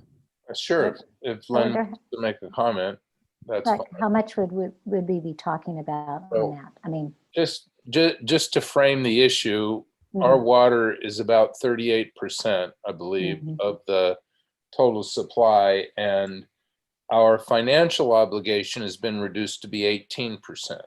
Right, yeah, I so, understand. So the idea is if the project came in under budget, it would have to be so substantially under budget to get to the point where we would get a commensurate refund, because they're going to get back the money until we end It up gets with down to 38% of what remains. Yeah, but Rick, you were in the original meeting when we talked about this, and we said that, you know, this case, you know, if in fact they get extra grants and things like that, eventually we would be included in that. And so, and I brought it up at the last meeting as well. And so Right. it's not here, and I just kind of wondered Right. why not? And if it could be, that's all. And I'm sure Lynn could address that. Sure, I'd be glad to. Thank you, Mr. Mayor, and council members. What I would say is that the decision was made to focus any excess funds, either because the project comes in under what's the estimated budget, or if additional funds are raised, that we would focus excess funds on the maintenance requirements of the project, rather than go back to the partners for additional funding. So that's the decision that was made. I would say if the excess funds are so substantial that that's a reimbursement of the partners was warranted, then there is a provision in the agreement to so-called meet and confer about how to address excess funding, particularly after the first 5 years of maintenance. And so I think there's a provision that could create an opportunity for reimbursement. But again, kind of like what I said 2 weeks ago, I wouldn't go into the agreement thinking that that was going to be likely, because it would have to be, as the mayor said, a pretty substantial amount. And the idea is, if there is excess, that it would go towards O&M. Just looking at the funding proportions now, the other agencies are funding approximately 1.135 million of the town's amount. That's with the Prop 84 grant. Wow. Just a provision that should be in all the contracts, that's all. It's not going to hold me up from voting for it, you know. So I just did the math. For us to get a refund, the actual cost would have to come in. This is not addressing the issue of additional grants, but with the current funding, the cost would have to come in under $3,560,000. So it'd have to come in $4 million under budget, which we know that's not going to happen. But Bill's point, it was addressed. It was addressed specifically in the context of additional grants. And there have been grants sought, and Redwood City got one grant, but the other grants that were sought were not obtained. And if there were $4 million worth of grants that came in, we'd be in a position to get a refund. But I think that we're not going to make that change tonight. Clarification on one change. Yeah, go ahead, Mike. We've been talking about a lease-back agreement, and I noticed that now we're beginning to talk about some potential alternative to that. I don't know whether George or Mona, is there something we should know about that before voting on this issue? Yes, I can speak to that. We have been in contact with the county council we tried to convince them to enter into a straight loan agreement with the town as opposed to a lease back. The county retained outside counsel, or at Carrington, which advised the county that due to constitutional debt limitation issues, that their only recourse would be to do the lease back. So we are reviewing that. It's their form agreement. What you're going to see probably in your next meeting or so, is an MOU with the county that would commit the parties to enter into a lease-leaseback agreement, but the lease-leaseback agreement would not actually be signed and become effective until December 2021, which is the time frame that the park will no longer be encumbered due to the certificate of participation for the Civic Center. Talked about that. Oh, just to follow up with what Mike had mentioned in the leaseback agreement, are we putting the cart before the horse for agreeing to this before we see what the leaseback agreement is? No, we have actually, there has been conceptual agreement as to the substantive deal points. Those were provided to the council at its study session 2 weeks ago. That has not changed. The only change was the council requested that the county fund the entire 1.35 million as opposed to requiring the town to pay the 15%. I believe that they are now going to do that. So the deal points as provided have been agreed upon conceptually anyways, and just need to be put into an agreement. Thank you.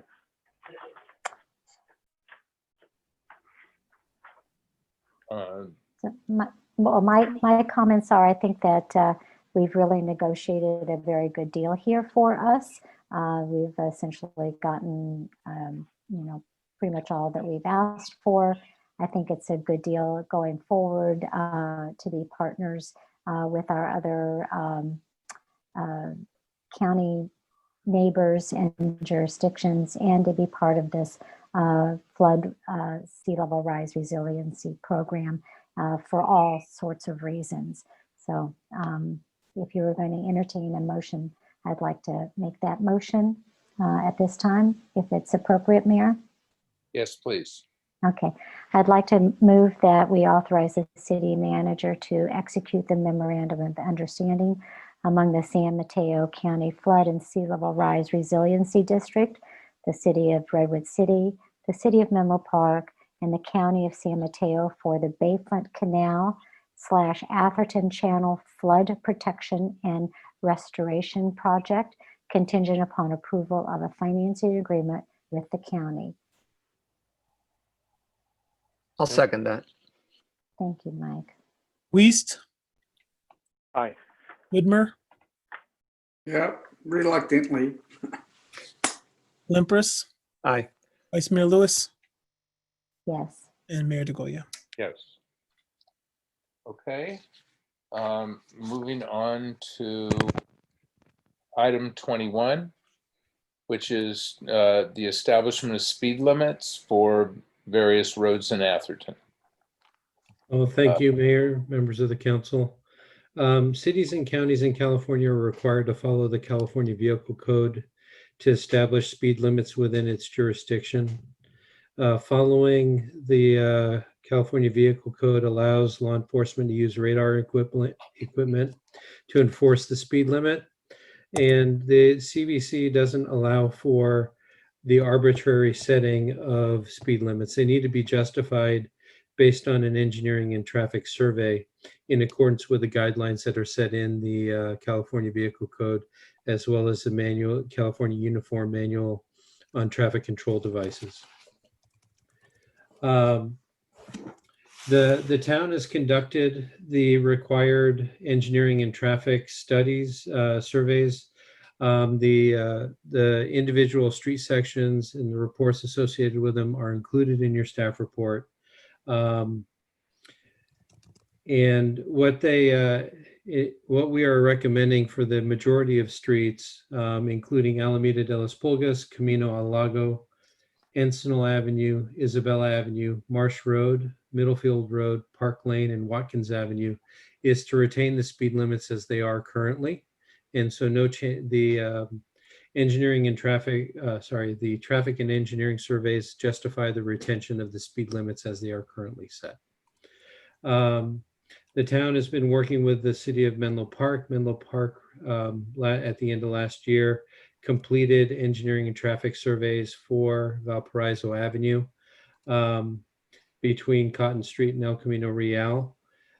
Based on the engineering and traffic surveys that they have completed, the recommendation is to lower the speed limit on Valparaiso from 35 miles an hour to 30 miles an hour. Menlo Park at their last council meeting approved the reduction in the speed limit. It's recommended for consistency in enforcement and for the drivers to have a consistent speed limit with Menlo Park for the roadway. And so therefore we are recommending that Valparaiso that the speed limit on Valparaiso be reduced from 35 miles an hour to 30 miles an hour. And we will coordinate with them in terms of the placement of new signage regarding the change. We have sufficient funds in our budget to take care of that. Okay. Any questions of clarification? I have a question. Please, Bill. So looking at Middlefield, since we just invested substantially in a bike path and which is being used extensively, and understanding that our neighbors, specifically once you get to Palo Alto, they reduce the speed limit down to 25. What consideration, if any, was for reducing Middlefield down to 25 miles an hour? Because I think that would be prudent to do either now or sometime in the near future, especially given the amount of bike traffic and that the other jurisdictions near us do have it down at that level.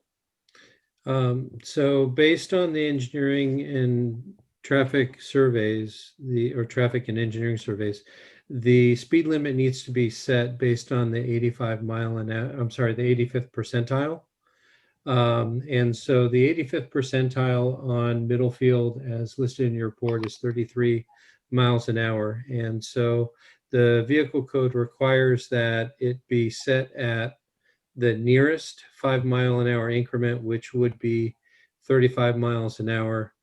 And we can reduce it by 5 miles an hour, or in essence, round it down instead of up. And that would set it at the 30 mile an hour limit. If we tried to do something below that, it wouldn't be enforceable via radar. Well, then perhaps we need to do a little bit more policing on there. We have a substantial number of accidents there, and I think we should be looking at that very, very carefully. If you look at where the accidents are, a lot of the accidents, I'd say the most accidents that we're having today are on Middlefield Road after we have all the accidents on El Camino. So it's the second most. And that's indicative of what's happening on that road. And I think we should be looking at that and maybe policing it more. I don't know if our chief is on here, but I think it requires a little bit more attention. So thank you for listening. So I agree with if I everything can- else. Yeah. Through the mayor. Elizabeth? So I would like to echo what Councilmember Widmer was saying about Middlefield Road. I was going to bring that up because you look at the police reports and the accident reports, and also you have schools along Middlefield Road. And I think that to the extent that we can reduce the speed limits, your people are going to go more than the 25 miles. You know that they're going to go faster than that. But since we have Encinal School along there, and there are pretty large stretches of roadway that before you have a stoplight or a stop sign.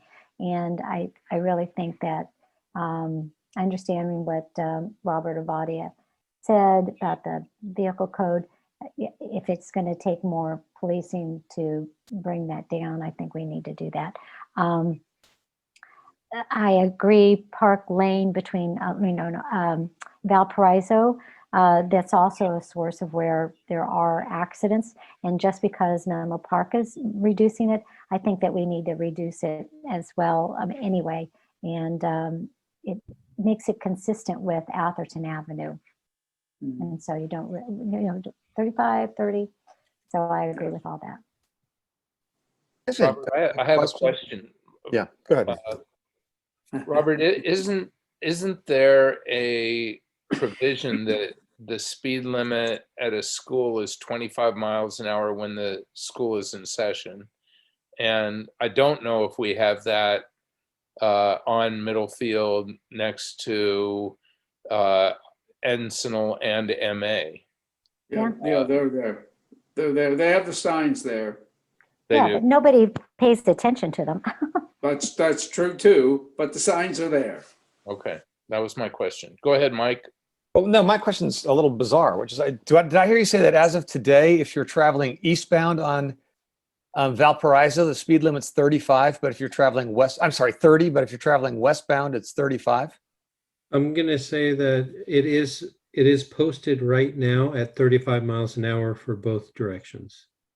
That's what I thought. Similar to the action that is being presented to you tonight, the city of Menlo Park considered the reduction of speed on Valparaiso last week, and they approved it.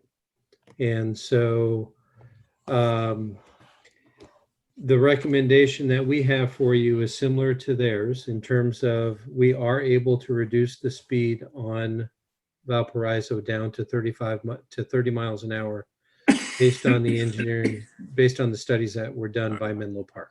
Yeah. And Again, my other question on Middlefield, it says the 85th percentile speed there is 33 miles an hour. So it's already, the speed limit's 30. Are we able to set it lower than that?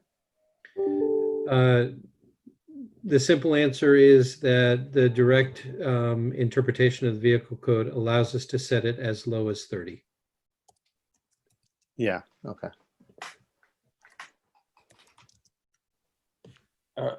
Just to push on that, Robert, and with the schools, we can't set it at 25 where the schools are? They're already set at 25 where the schools are. So But when only children are present. Only when and- children are present.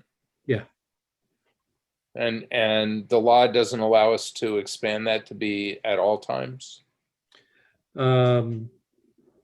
If the predominant speed is above that, it's hard to justify pushing it down at all times. Robert, the vehicle code still has precedent over signage. So there's still a lot of flexibility within Yeah, the so vehicle code for enforcement. We can put signs up that says 25 miles an hour, but if somebody cited on it, they can easily fight it and win. If it's not determined to be an unsafe speed, meaning if school's in session or kids are in the area, it can be cited still. It's just, if as far as a straight speeding ticket, there are other factors that can reduce your speed that the vehicle code complies with. Yeah, so the chief can easily talk about what's enforceable.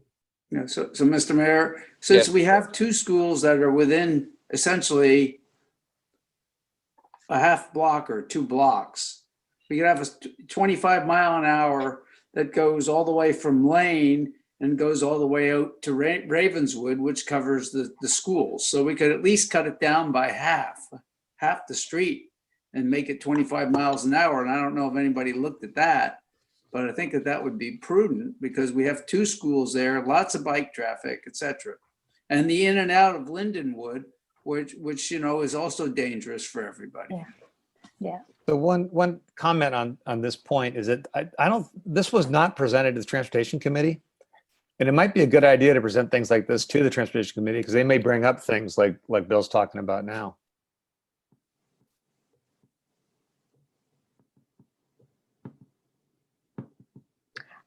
I think, Mike, maybe the reason it wasn't is because, I don't know, it's kind of an annual thing that they do, that we have to do this. And it was, I guess, maybe, I'm just defending Robert for not bringing it up to you guys.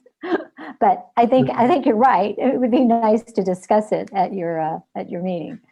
We can certainly in the future bring these to the Transportation Committee, just at least at a minimum to keep them informed of what's going on. I mean, I'd like to hear what my counsel say, but I think that's a good idea.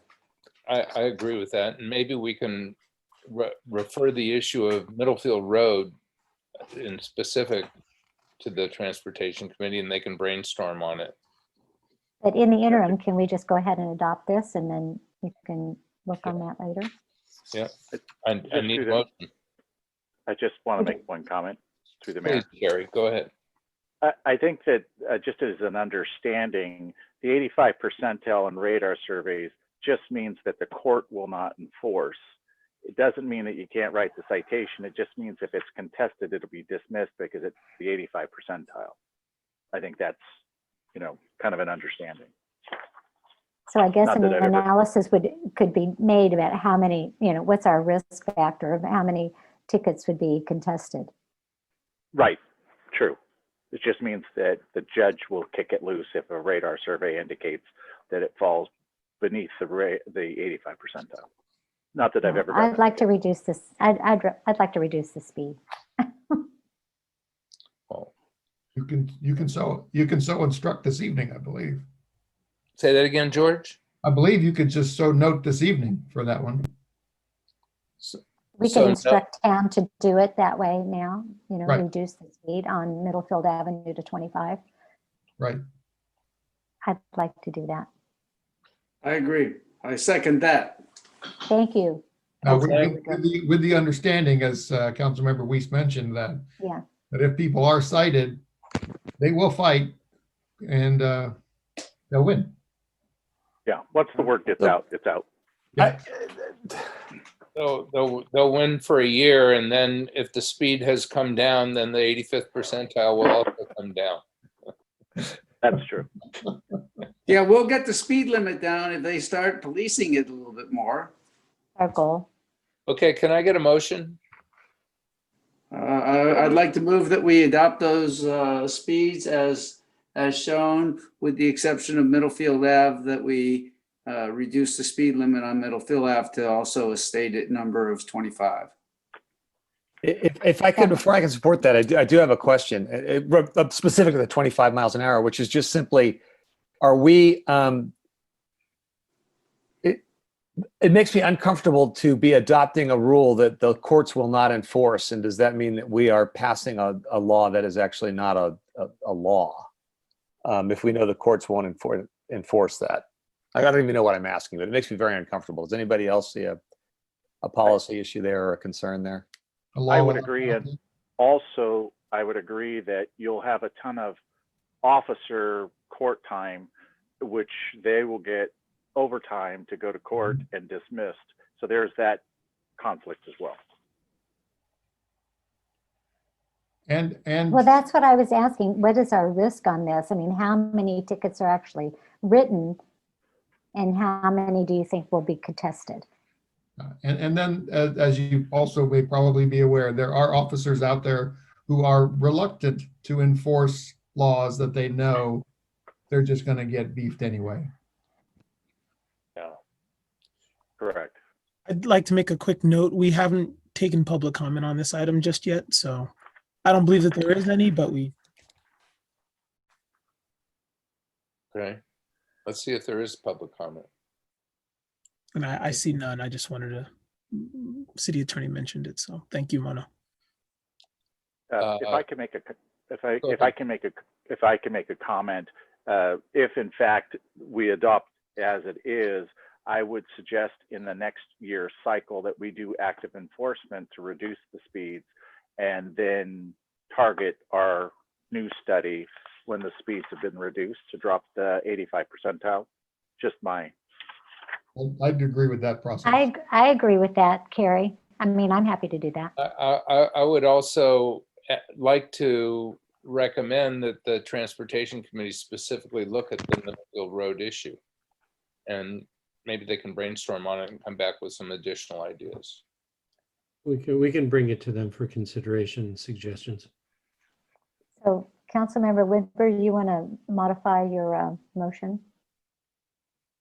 Yeah, so we're going to adopt the recommendations as stated in the staff report and request that the Transportation Committee review what's happening on Middlefield Road and come back with a recommendation and increase enforcement on Middlefield Road such that next year we can look at potentially dropping it down to 25 miles an hour.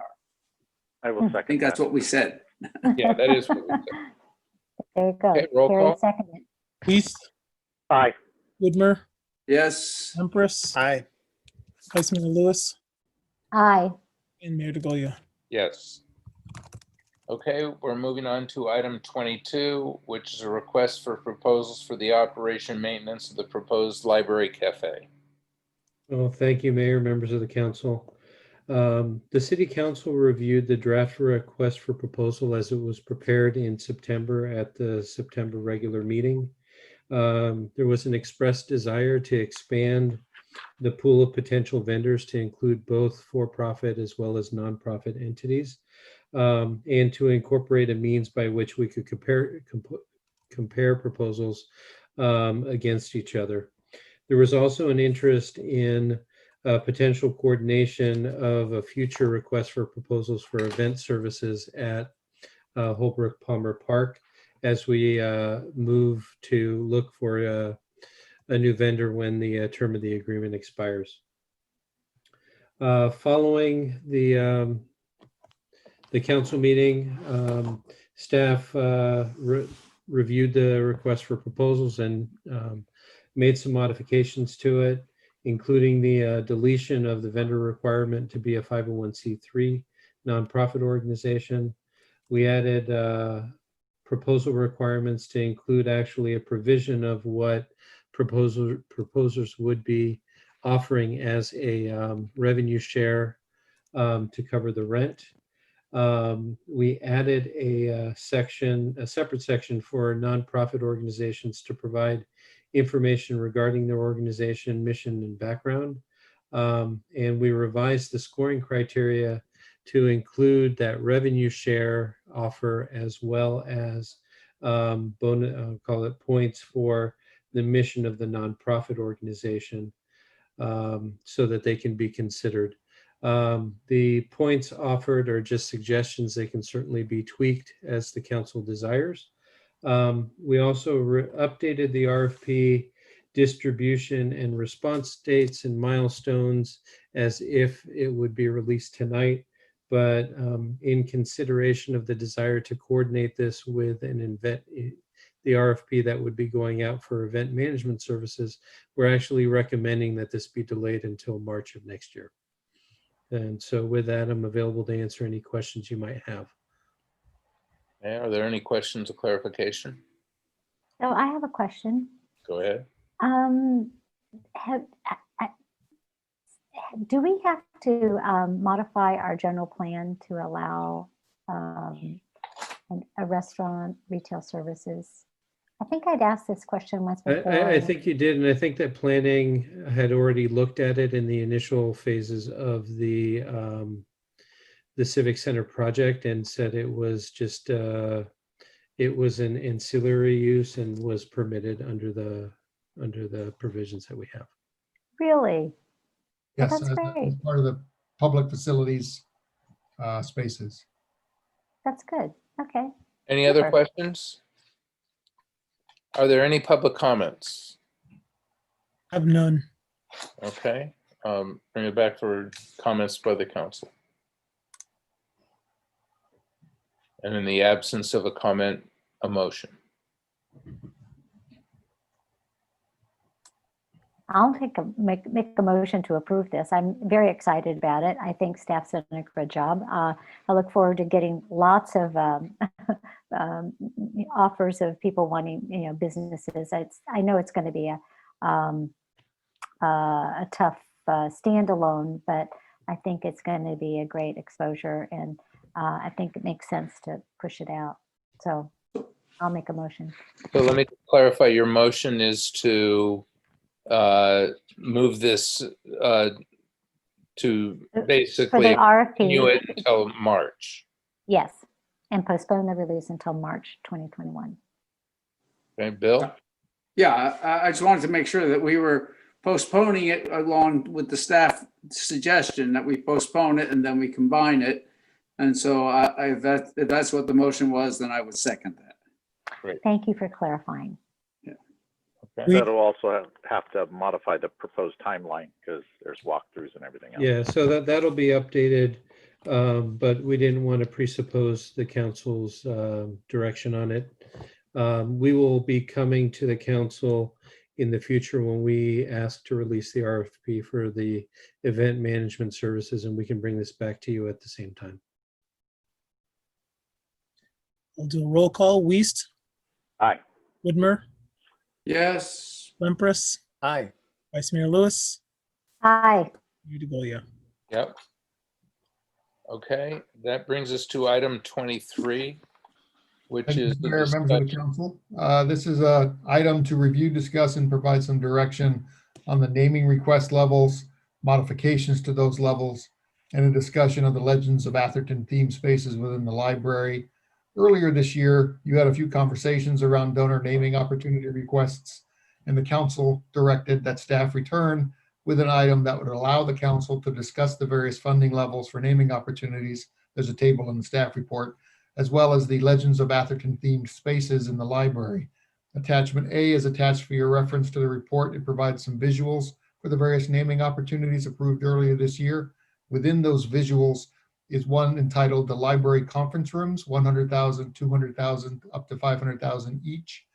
It is a discussion of the various sized conference rooms and a note that each donor has the opportunity to name a room for family or dedicate the room to an Atherton legend of their choice and decorate with memorabilia.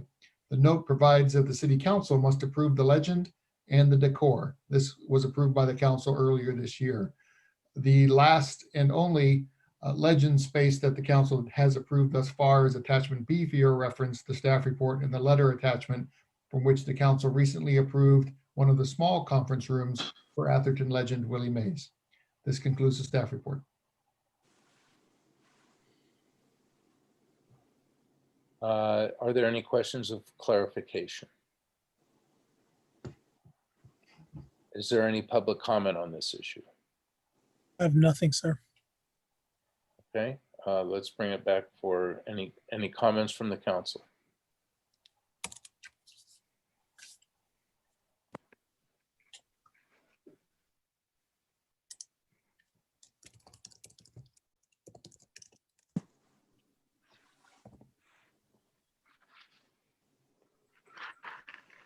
So how are we going to move forward on this?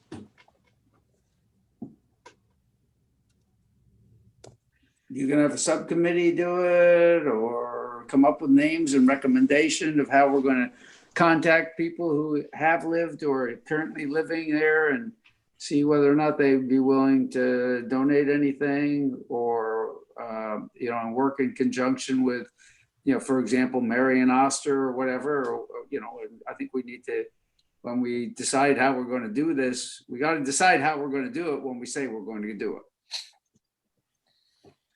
to get it done. Yeah. In addition, it looks like there are, is it 5 or 6, 5 rooms?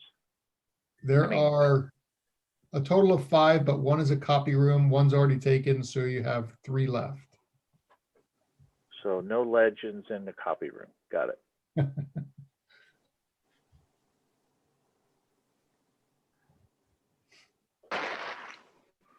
Well, I'll just say that the Legends of Atherton concept was a marketing concept that came up in the context of Atherton Now, talking about how to market donation opportunities. If the council wants to take it on and create a room called Legends of Atherton, the council certainly is capable of doing that. Through the mayor, do we want to commit at this point all the rooms as legends rooms? Does the library become a legends? That's I don't know. I don't know if it's, and I don't even know if it's possible to have 4 legends rooms, because they're kind of attached to donations. I think there would only be 2. Somebody got one conference room and they haven't decided they're going to make it legends. I think it's just going to be named for them. Right. And then Rick ended up, working something out to honor Willie Mays, which, by the way, he'd be one of the legends, but he's also lived here, for a substantial amount of time, and a lot of people know him. And so I think it's fitting that, he might have his own name, just like he's got his name on the baseball stadium. But there are a lot of other very, technology people, some musicians, as well as other sports heroes or non-heroes, whichever you may look at, you know, who currently live or have lived here for a substantial amount of time. And I think that if we could identify those and then have a letter written and signed by the mayor, for example, to those people saying, hey, we want to honor you in our, you know, Legends thing. You know, is there anything you could donate to it? It's going to be on display at the library and in conjunction with our heritage room, you know, or our heritage organization. I think that would be something that would be worthwhile to pursue. If we don't get any uptake on it, well, then sure, okay, then it's a bust. But I do think it's something worthwhile to pursue. And it adds something to the library. I'd like to. Go ahead. So I don't think that it all has to be sports legends.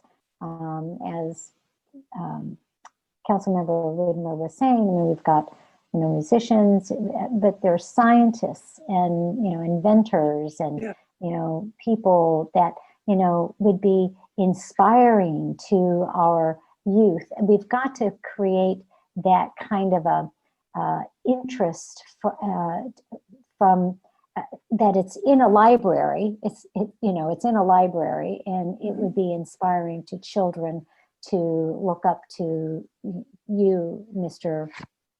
Legend, for the work that you did in stem cell research, or, you know, computer programming or whatever. So I do believe that it's something very worthwhile putting our heads together in a very thoughtful and creative way. And I think to do that, we can't do it as a body of 5. The best way to do it is a body of 2. Then to get resident volunteers to help with the outreach and the strategizing of how to do it. So I think it's worthwhile doing. But I agree, it has to be, I mean, we have to figure out the structure, the format, and agree to that from the council level, and then set some goals and set an ad hoc committee with some resident volunteers to actually implement it, because staff doesn't have time. My only point would be that it also doesn't have to happen prior to it opening. It can also be something that evolves as residents become more aware and walk around, and our legends of sorts, you know, say, hey, that's a great concept. I agree with you, Councilmember Ruiz, but I also think that, you know, from now until we do have the opening, the groundwork needs to be paved so that we can then offer a package to people who are out there walking around and, you know, saying, gee, isn't this neat? And be ready to go. Yeah, I'm kind of hesitant to actually tie it specifically to funding. You guys are going to kill me for this, but tie it specifically to funding opportunities. I think it's a great idea. And even if we didn't get these rooms funded, I'd be interested in, you know, developing something like that, because it just sort of gives a little character and it localizes the library. It makes it specific to Atherton.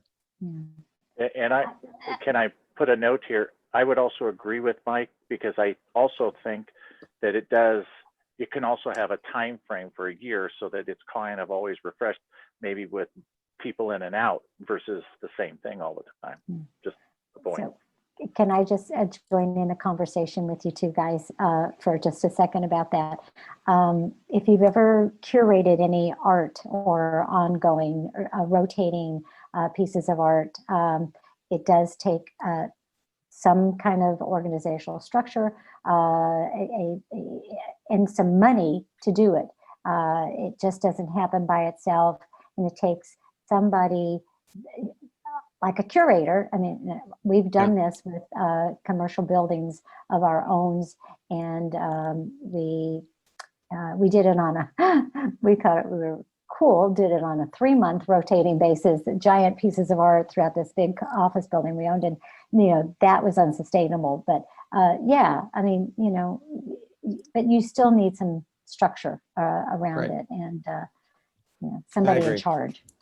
And we do have money, actually, once the library is up and running. We actually will have the ability to fund stuff like this, I think. Yeah, once we pay back our, Right. the JPA. So anyway, yeah, I think we're all on the same page. I mean, I think this is a great idea. It's just, how to get off the dime, how to get it started, what to do. So. I like Elizabeth's idea, by the way, of a standing committee of some sort. Not standing, whatever, a sub. Ad hoc. Just a subcommittee. Ad hoc, and then to get residents involved. I mean, the residents are the key. I mean, we can't do it all ourselves. We can, create a structure and come back to council and say, hey, what about this? Do you agree that we're going down the right path? So. So are you suggesting there be an ad hoc committee to create a legends room for the library? Well, I think it's more than that. Yeah. Well, right now there is an ad hoc committee on naming opportunities, but this is more than that. This is actually just finding a room. No, it's not naming opportunities. So I'm not sure are there members of the council that would like to serve on an ad hoc committee to design a legends room in the library?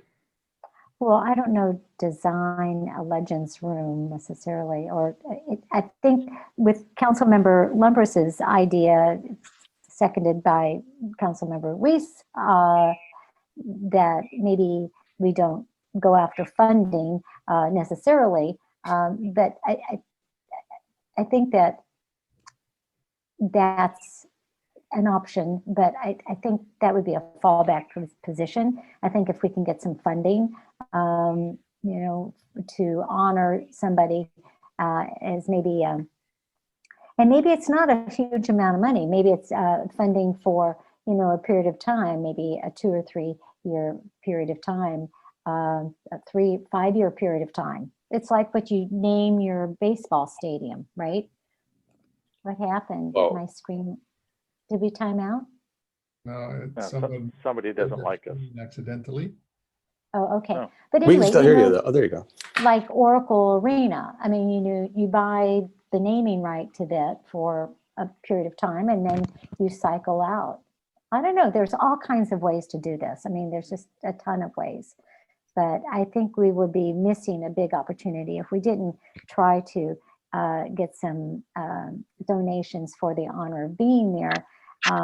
And there's more than just that one room, as I understand. Well, I don't understand what you're saying. We've been trying to get donations for this library for 7 years. And but Mayor, you can't say that. I'm not no, but say you it. can't say that because we didn't have the right, and it's not the same thing right now because we're under construction and it's going to be happening. And Councilmember Lee said, in terms of funding, nobody knows about this funding better than I do. And the way the funding works is to the extent that there's taxes in excess of the costs, we have the right to use those taxes for anything that's library related, so long as it's approved by the governing board. And it's never not been approved by the governing board. And whatever that use is, that gets taken out before the advanced funds get repaid. So there's funding to do this. No, I understand. I mean, and the problem isn't the funding. The problem is humans doing the design. That doesn't exist. You still need a committee, even if you've got money to pay for it. And that money's really not going to come to us until after we repay, all of the advances. And that's not going wrong. to be that money is available to us as soon as the library is finished. Through the mayor.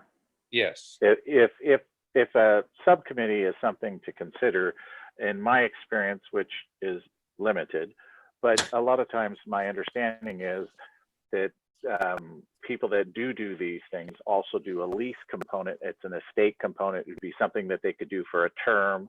If we could come up with a concept of some type of term for this, maybe the use of materials for a 2-year term at a minimum, or something to that, but maybe a subcommittee could come up with some ideas. I think I said that. I just echoed it. Would you like to serve on the subcommittee, Carrie? I would love to, but I'm a little tied up right now. Well, I don't think anything's going to happen immediately. Mr. Mayor, Yes. I think probably the subcommittee's initial role is just going to be to flesh out what a Legends of Atherton concept and program might be in the library. And then you may have a whole different set of individuals actually implementing the program over time. Okay. Well, I'm just trying to determine if there's anybody that would want to do that. Right. Sure, I'd be happy to. I'll step forward. I'm on so many subcommittees. wait a minute. I'd Wait love a to do minute. another one. Wait a minute. I've got my hand up. Okay, Elizabeth was going to do it. Go ahead. Yeah. Okay. I've got my hand up. I mean, I've kind of done stuff like this. I'll take mine down. Well, okay, Did Elizabeth. you have your hand up? You want to do this on your own, Elizabeth? It's up to you, Mayor. No, it's really up to the council as to whether anybody wants to do it. Usually an ad hoc subcommittee are 2 members. I'd like to move that we authorize the mayor to appoint an ad hoc subcommittee and be done with it. If you're interested in it, then you send a letter to the mayor, which Elizabeth has already done. I'm sorry, if we're going to have this be an ad hoc committee not subject to the Brown Act, the council cannot take any action, and it just has to be the mayor acting on his own to appoint 2 such members from the council on the committee. Okay. Right. But the mayor can ask for volunteers. That's what I've been doing. All right, so Mayor, maybe Mr. Mayor will think about this, and maybe he might appoint a subcommittee and tell the people who's on it that they're on it. Very good. Okay. Move on. Let's move on. It's getting late. It's after 10. We're done. No, we got Marty still. No, we're done with that one. Oh, okay. Are we going to talk about any of the funding levels or anything else? Because isn't that one of the topics? We already did that. Funding levels, we have a subcommittee that's done that. Is it? Are we done with that? Okay. Here was whether or not you wanted to. Mike, I just have one thing that's caught my eye. I'm sorry, on the funding, and it's the bricks at $4,000. I just find, I don't understand that. I'll just point out that I've been through a lot of those. No. You don't have them, you do them less So expensive. Atherton Now sent out a letter to people and said, buy a brick for $4,000. And a lot of people did. And Atherton Now has that information. And people are... There's a long list of people that have given $4,000 for a brick. Right, yeah. And then there's a whole nother brick That's campaign. on the existing naming opportunities subcommittee to deal with. All right. But the issue of this Legends room isn't. So I'll create a subcommittee for that. That's no problem. And if you're interested in serving on the subcommittee, let me know. And if anybody has comments on the pricing of the naming opportunities, you could give those. That was part of what the staff identified as the action item here. Yeah, but I haven't heard anything about that. I am okay with the accepted level, the modifications we made. Great. Okay, is it okay with everyone if we move on? Yes. I'm going to take that as a yes. We're moving to item 24, which is Marty's report. Thank you, Mr. Mayor, members of the council. This is purely informational. It's in the packet for the council's review. Happy to answer any questions, but there's no staff report. Right. Thank you for the report. Perfect. Move to adjourn. You have a final public comment period. Okay, Greg has his hand raised.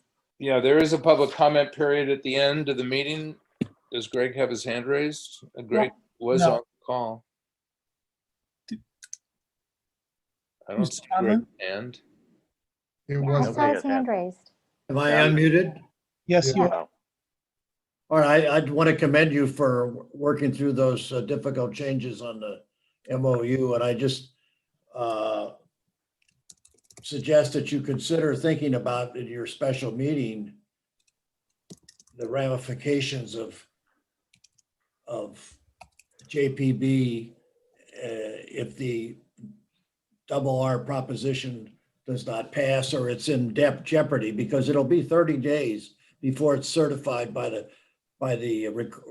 county recorder to the state of California. So it may not be till the end of November that you find out whether that really passed or didn't pass. And I just, if you think that the benefits you're gaining are going to be that significant, go ahead and proceed with your special meeting and submit the document. But if you're concerned about the other side, I think at least I would put the responsibility on the Transportation Authority rather than on the JPB, because the Transportation Authority has ample funds to fund anything. They've got several hundred million, I'm sure, in the cash.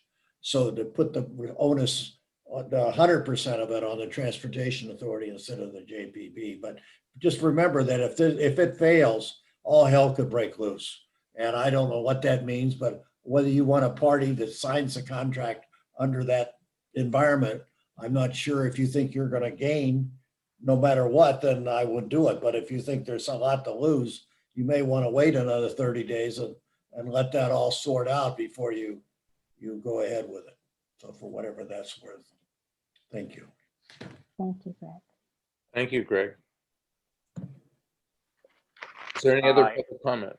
Hearing none, I've got a motion to adjourn. Aye. Aye. Okay, everybody, we will see you, I guess, next Tuesday at a special meeting.